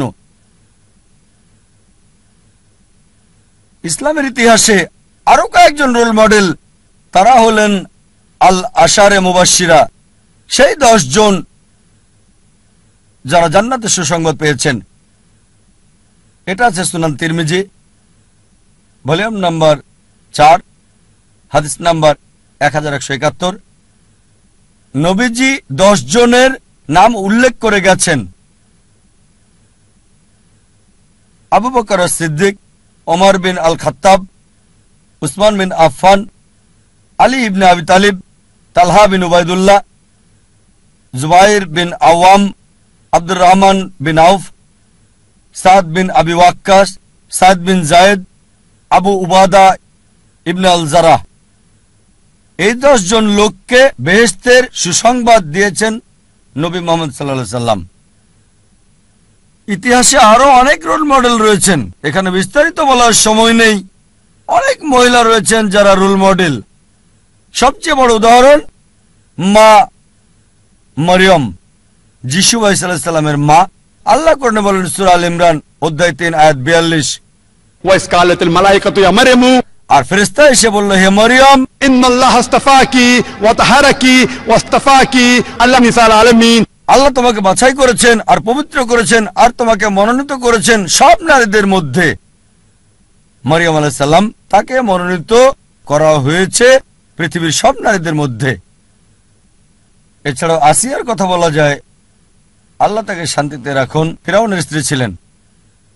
আল্লাহ বলেন সূরা তাহরিম অধ্যায় 66 আয়াত 11, তিনি আল্লাহ সুবহানাহু ওয়া তাআলার কাছে দোয়া করেছিলেন, হে আমার প্রতিপালক, আমার জন্য একটি গৃহ নির্মাণ করো জান্নাতে তোমার কাছে, আর আমাকে উদ্ধার করো ফিরাউন এবং তার সকল প্রকার দুষ্কর্ম থেকে। তার মানে তিনি দোয়া করেছিলেন জান্নাতে একটু স্থান চান আল্লাহ সুবহানাহু ওয়া তাআলার কাছে তার সমস্ত ধন সম্পদের বিনিময়ে। সেই সময়ে সবচেয়ে ধনী লোকের স্ত্রী ছিলেন তিনি, সে সময়ে সবচেয়ে ক্ষমতাধর মানুষ ছিল ফিরাউন। খাদিজা রাদিয়াল্লাহু আনহার কথা বলা যায়, নবীজি সাল্লাল্লাহু আলাইহি সাল্লামের প্রথম স্ত্রী তিনি। ফাতিমা রাদিয়াল্লাহু আনহার কথা বলা যায়, নবীজি সাল্লাল্লাহু আলাইহি সাল্লামের কন্যা। এরা ছিলেন মহিলাদের জন্য রোল মডেল। আমরা সেরা দম্পতির উদাহরণ দিতে পারি, উত্তম স্বামী এবং স্ত্রী নবী মুহাম্মদ সাল্লাল্লাহু আলাইহি সাল্লাম এবং বিবি খাদিজা রাদিয়াল্লাহু আনহা। সবচেয়ে খারাপ দম্পতির উদাহরণ আছে, খারাপ স্বামী এবং খারাপ স্ত্রী, আবু লাহাব এবং তার স্ত্রী। আল্লাহ বলেন সূরা আল-লাহাব অধ্যায় 111 আয়াত 3, তারা দুজনেই আগুনে জ্বলবে। ভালো স্বামী এবং খারাপ স্ত্রীর উদাহরণও রয়েছে। আল্লাহ বলেন সূরা তাহরিম অধ্যায় 66 আয়াত 10, লূত আলাইহিস সালাম এবং নূহ আলাইহিস সালামের স্ত্রীদের মধ্যে এর উদাহরণ রয়েছে। তারা ছিলেন সৎকর্মশীল এবং আল্লাহ সুবহানাহু ওয়া তাআলার অনুগত, কিন্তু তাদের স্ত্রীরা তাদেরকে মানত না। আল্লাহ এই সমস্ত স্ত্রীকে দোজখে দেবেন। ভালো স্ত্রী এবং খারাপ স্বামীর উদাহরণ রয়েছে। আমি আগে বলেছি আসিয়া, আল্লাহ তাকে শান্তিতে রাখুন, ফিরাউনের স্ত্রী। ফিরাউন ছিল খারাপ স্বামী, আসিয়া সবচেয়ে ভালো স্ত্রী। তিনি দোয়া করেছিলেন সূরা তাহরিম অধ্যায় 66 আয়াত 11, আমি জান্নাতে একটু জায়গা চাই আল্লাহ সুবহানাহু ওয়া তাআলার কাছে দুনিয়ার সম্পদের বিনিময়ে, ফিরাউনের সব সম্পদের বিনিময়ে। এমন অনেক উদাহরণ আছে। নবীজি মুহাম্মদ সাল্লাল্লাহু আলাইহি ওয়াসাল্লাম বলেছেন, আল্লাহ শক্তিমান বিশ্বাসীকে বেশি ভালোবাসেন। বর্তমান সময়ে অনেক উদাহরণ আছে। এমন একটা নাম শেখ বিন বাজ, আল্লাহ তাকে রহম করুন, রহিমুল্লাহ। সামর্থ্য কম ছিল, অন্ধ ছিলেন, তারপরও অনেক জ্ঞানী ছিলেন তিনি। যদিও অন্ধ ছিলেন তবুও তার সময় অন্যতম সেরা পণ্ডিতদের একজন। শেখ আহমেদ দিদার উদাহরণ আছে, ষষ্ঠ শ্রেণী পাস, খ্রিস্টান বিশেষজ্ঞদের চ্যালেঞ্জ করেছেন। আরেকটা উদাহরণ দিতে পারি, যদিও বড় না তবে আলাদা। আমি নিজে আমার নিজের কথা, যদিও নিজেকে বড় মনে করি না তবে আলাদা। এ কারণে যারা আমার শৈশব দেখেছে তারা আমাকে জানে আমি তোতলা ছিলাম। যখন কেউ বলতো তোমার নাম কি, আমি বলতাম যা যা যা যা জাকির, এরকমই ছিলাম। শৈশব থেকে আমি তোতলা। শেখ আহমেদ দিদাতের দ্বারা অনুপ্রাণিত হয়ে মেডিকেল কলেজে পড়ার সময় পৃথিবীর সেরা ডাক্তার হওয়ার স্বপ্নটাই দেখতাম। কখনো চিন্তাও করিনি যে 25 জন লোকের সামনে কথা বলবো। এই অবস্থা ছিল ডক্টর জাকির নায়েকের। স্বপ্ন দেখতাম পৃথিবীর সেরা ডাক্তার, বড় সার্জন হওয়ার। কখনো স্বপ্নেই ভাবিনি। স্বপ্নের ক্ষেত্রে যে কোনো স্বপ্ন আপনারা দেখতে পারেন, তবে 25 জনের সামনে কথা বলার মতো স্বপ্ন আমি কখনো দেখিনি। আলহামদুলিল্লাহ, আল্লাহ সুবহানাহু ওয়া তাআলার সাহায্যে শেখ আহমেদ দিদাতের দ্বারা অনুপ্রাণিত হয়ে এখন আল্লাহর ভৃত্য অনুগত, মাশাআল্লাহ। কথা বলি শত শত হাজার হাজার লাখ লাখ লোকের সামনে, মাশাআল্লাহ। এখানে দেখতে পাচ্ছেন 1 লাখেরও বেশি। শেখ আহমেদ দিদাতের দ্বারা অনুপ্রাণিত হয়ে ইসলামিক রিসার্চ ফাউন্ডেশন প্রতিষ্ঠা করলাম। বক্তা হওয়ার জন্য না, বক্তা তৈরি করার জায়গা করেছি। রাজা হতে পারবো না, রাজা তৈরি করবেন।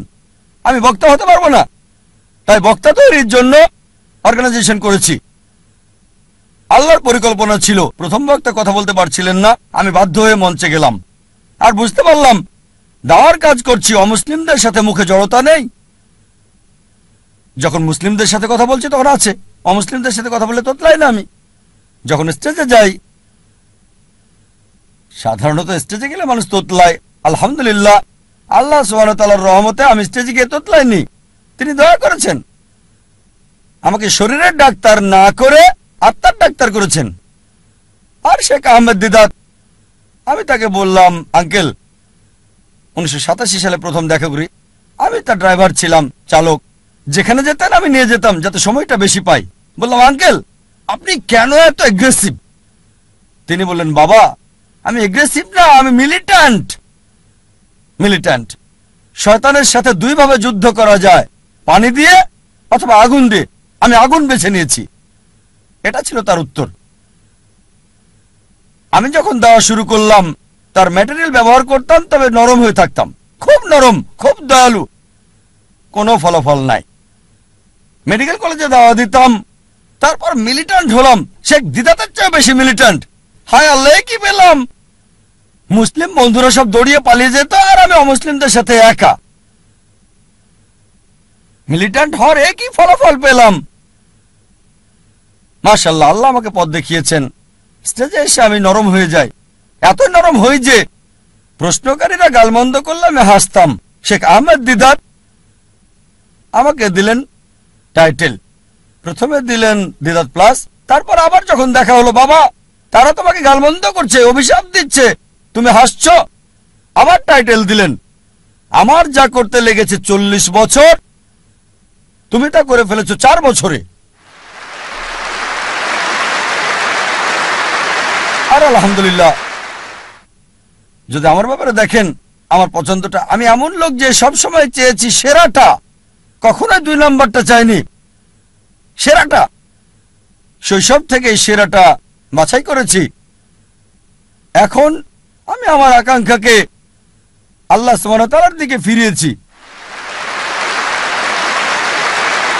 একেবারে সেরা ক্যামেরাটা চেয়েছি, সেরা যন্ত্রপাতি, সবচেয়ে ভালো পরিবেশ, আল্লাহর বার্তা প্রচার করার জন্য সেরা কনফারেন্সটা করতে চেয়েছি। এই কারণে এই কনফারেন্স আমরা এখানে করছি।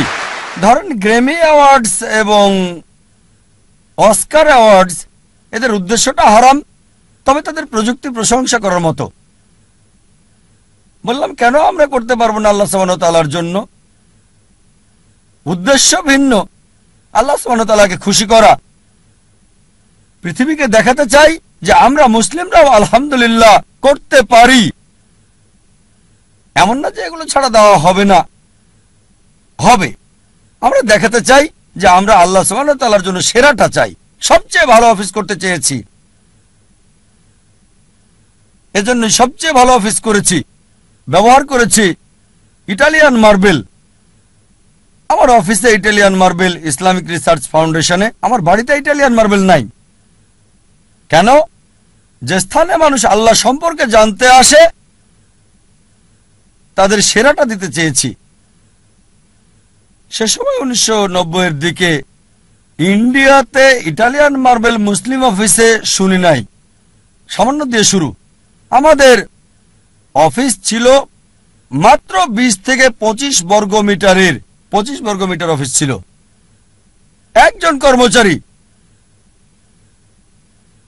এখন মাশাআল্লাহ আল্লাহর দয়ায় এখন 400-রও বেশি এমপ্লয়ি, মাশাআল্লাহ, সবচেয়ে বড় দাওয়া প্রতিষ্ঠান, মাশাআল্লাহ, আল্লাহ সাহায্য করেছে।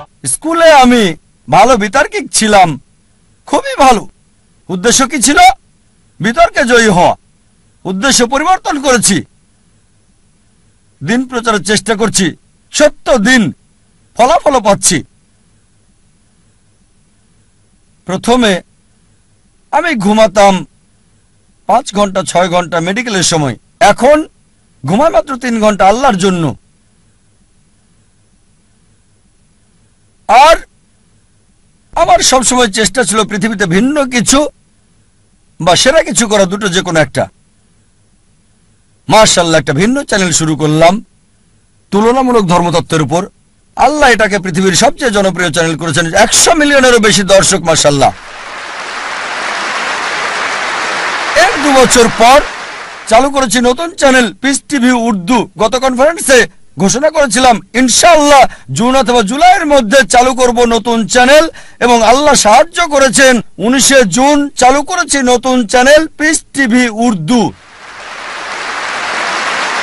ইনশাআল্লাহ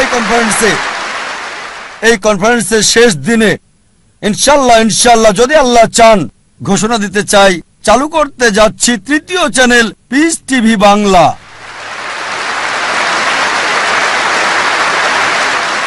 কারণ বাংলা ভাষা মাশাআল্লাহ শত শত মানুষ বাংলায় কথা বলে, এটা দরকার। আমার ইচ্ছা সব ভাষায় এরকম ইসলামিক চ্যানেল চালু করা। তবে আল্লাহ যদি চান রমজানের পর ইনশাআল্লাহ আগামী বছর 2010-এ ইনশাআল্লাহ যদি আল্লাহ চান, আল্লাহ যদি সাহায্য করেন, আল্লাহর সাহায্যে 3য় চ্যানেল চালু করব পিস টিভি বাংলা ইনশাআল্লাহ। আরেকটা আশা ছিল চ্যানেলের পাশাপাশি একটা স্থান থাকবে যেখানে মানুষকে জীবনের আসল লক্ষ্যের শিক্ষা দেওয়া হবে। তাই স্কুল চালু করেছি, ইসলামিক ইন্টারন্যাশনাল স্কুল। উদ্দেশ্য আল্লাহ সুবহানাহু ওয়া তাআলার সন্তুষ্টি। আল্লাহকে খুশি করার মধ্য দিয়েই দেখবেন আল্লাহ আখিরাত এবং দুনিয়াতেও পুরস্কার দান করবেন। এই ইচ্ছা নিয়েই স্কুল চালু করেছি যে ইনশাআল্লাহ ইসলামিক ইন্টারন্যাশনাল স্কুলের প্রত্যেকটা ছাত্র, বোম্বেতে 400-এরও বেশি, চেন্নাইয়ে 250-এর বেশি, ইনশাআল্লাহ তাদের সবাই 100 গুণ বেশি ভালো পাবে শিক্ষা এবং পরিবেশ জাকির নায়েকের চেয়ে। এটা আল্লাহর হাতে।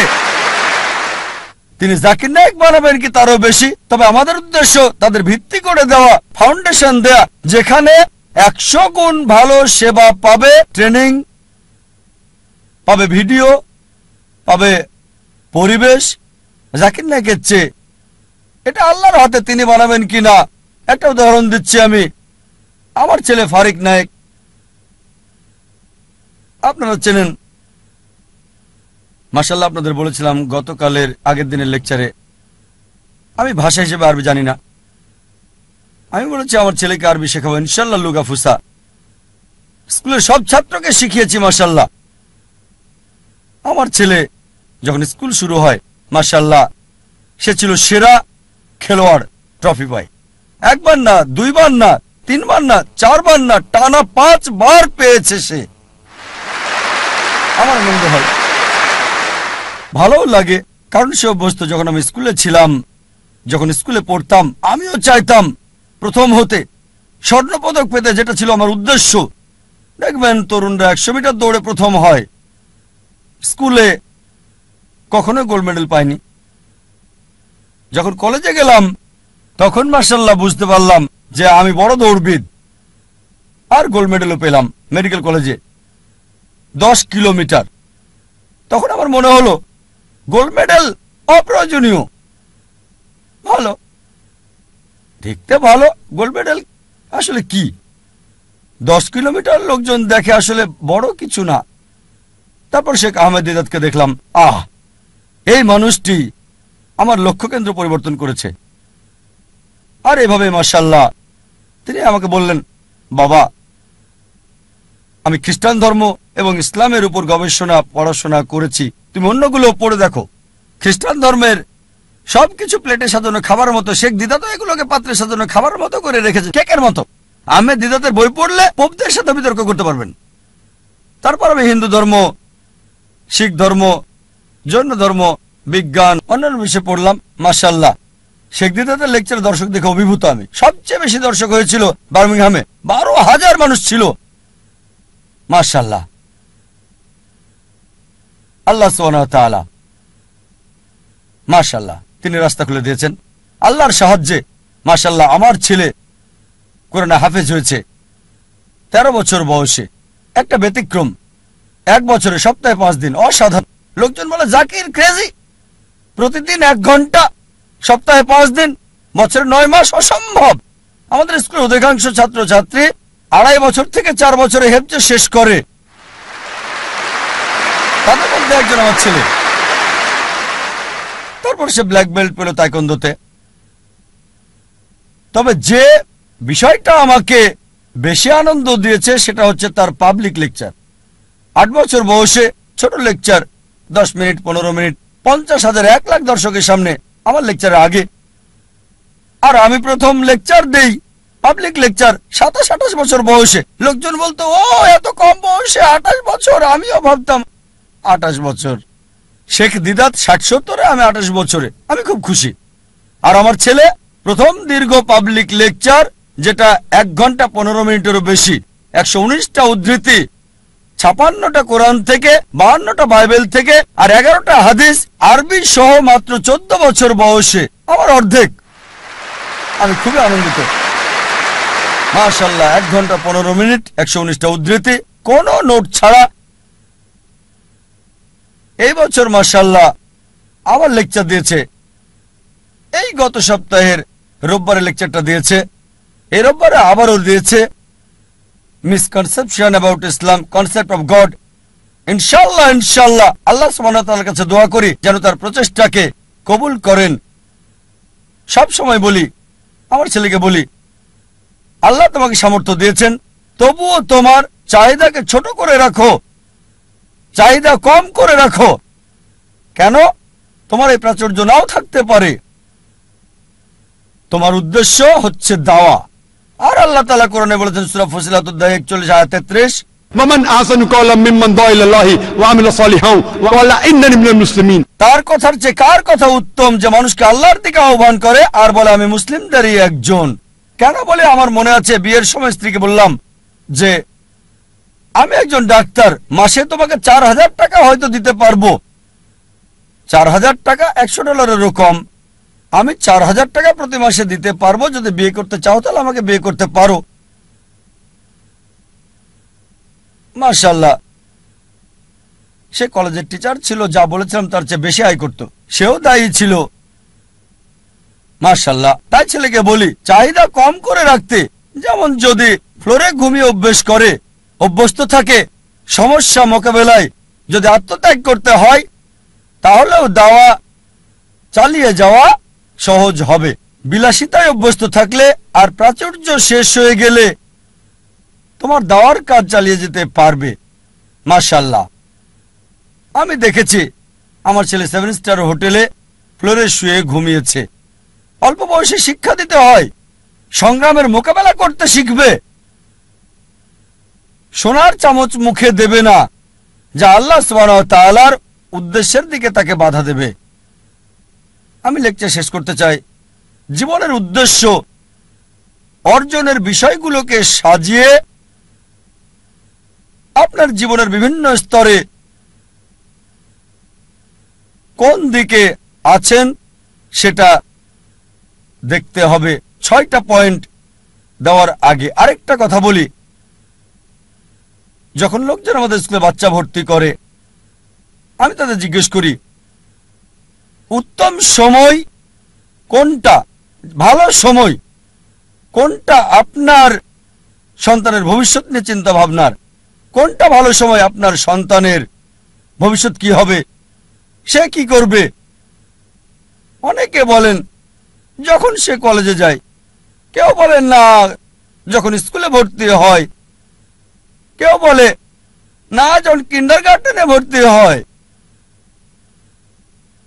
কেউই এর আগের সময়টার কথা বলে না। ইসলামিক ব্যবস্থায় সবচেয়ে উত্তম হচ্ছে সন্তানের ভবিষ্যৎ নিয়ে ভাবতে হবে যখন জীবন সঙ্গী বাছাই করবেন। যখন জীবন সঙ্গী বাছাই করবেন সেই সময় ভাবতে হবে সন্তানকে কি বানাতে চান।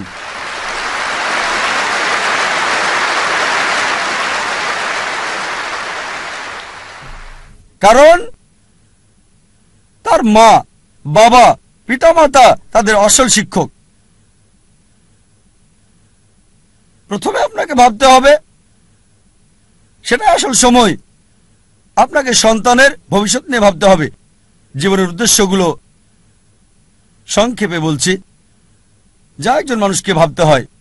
এক নাম্বার হচ্ছে যখন শিক্ষা দেবেন দেখতে হবে কোন প্রতিষ্ঠানে পড়াচ্ছেন, স্কুল, কলেজ, যেটা দুটোরই সুযোগ সৃষ্টি করবে আখিরাত এবং দুনিয়া। শুধু এই দুনিয়ার ডিগ্রি আপনাকে সাহায্য করবে না, এমন একটা স্কুলে দেন যেখানে দুনিয়া এবং আখিরাত দুটোই হয়। আর ইনশাআল্লাহ এই উদ্দেশ্য নিয়ে শুরু করেছে ইসলামিক ইন্টারন্যাশনাল স্কুল। আর যদি আল্লাহ চান আমাদের স্কুলের আরো শাখা বাড়ানো হবে। দ্বিতীয় হচ্ছে দেখবেন তার বন্ধুদেরও যেন একই জীবনের উদ্দেশ্য থাকে। বন্ধু হতে হবে ইসলামিক। যখন বড় হয় এমন প্রতিষ্ঠানে যোগ দেবে যার লক্ষ্য এবং উদ্দেশ্য কোরআন এবং সহিহ হাদিসের ভিত্তিতে। ইসলামিক প্রতিষ্ঠানে যোগ দিন, তবে যুক্ত হওয়ার আগে দেখবেন সেই প্রতিষ্ঠান আল্লাহ সুবহানাহু ওয়া তাআলার কোরআনের নির্দেশ এবং নবী মুহাম্মদ সাল্লাল্লাহু আলাইহি সাল্লামের কথা মেনে চলছে কিনা। চতুর্থ হচ্ছে যখন পেশা বাছাই করবেন, আল্লাহ বলেন সূরা আল ইমরান অধ্যায় 3 আয়াত 104, তোমাদের মধ্যে যারা ভালো কাজ করার জন্য অন্যকে আদেশ করবে, মন্দ কাজে নিষেধ করবে, আর তারাই মূলত সফল কাম। আল্লাহ বলেন সূরা ফুসিলাত অধ্যায় 41 আয়াত 33, ওয়ামান আহসানু ক্বালা মিম্মান দাআ ইলাল্লাহি ওয়া আমিলা সালিহান ওয়া ক্বালা ইন্নানি মিনাল মুসলিমিন। তার কথার চেয়ে কার কথা উত্তম যে মানুষকে আল্লাহর দিকে ডাকে, সৎকর্ম করে আর বলে আমি মুসলিম। এমন পেশা বাছাই করতে হবে যেটা আল্লাহ সুবহানাহু ওয়া তাআলার দিকে নিয়ে যায়।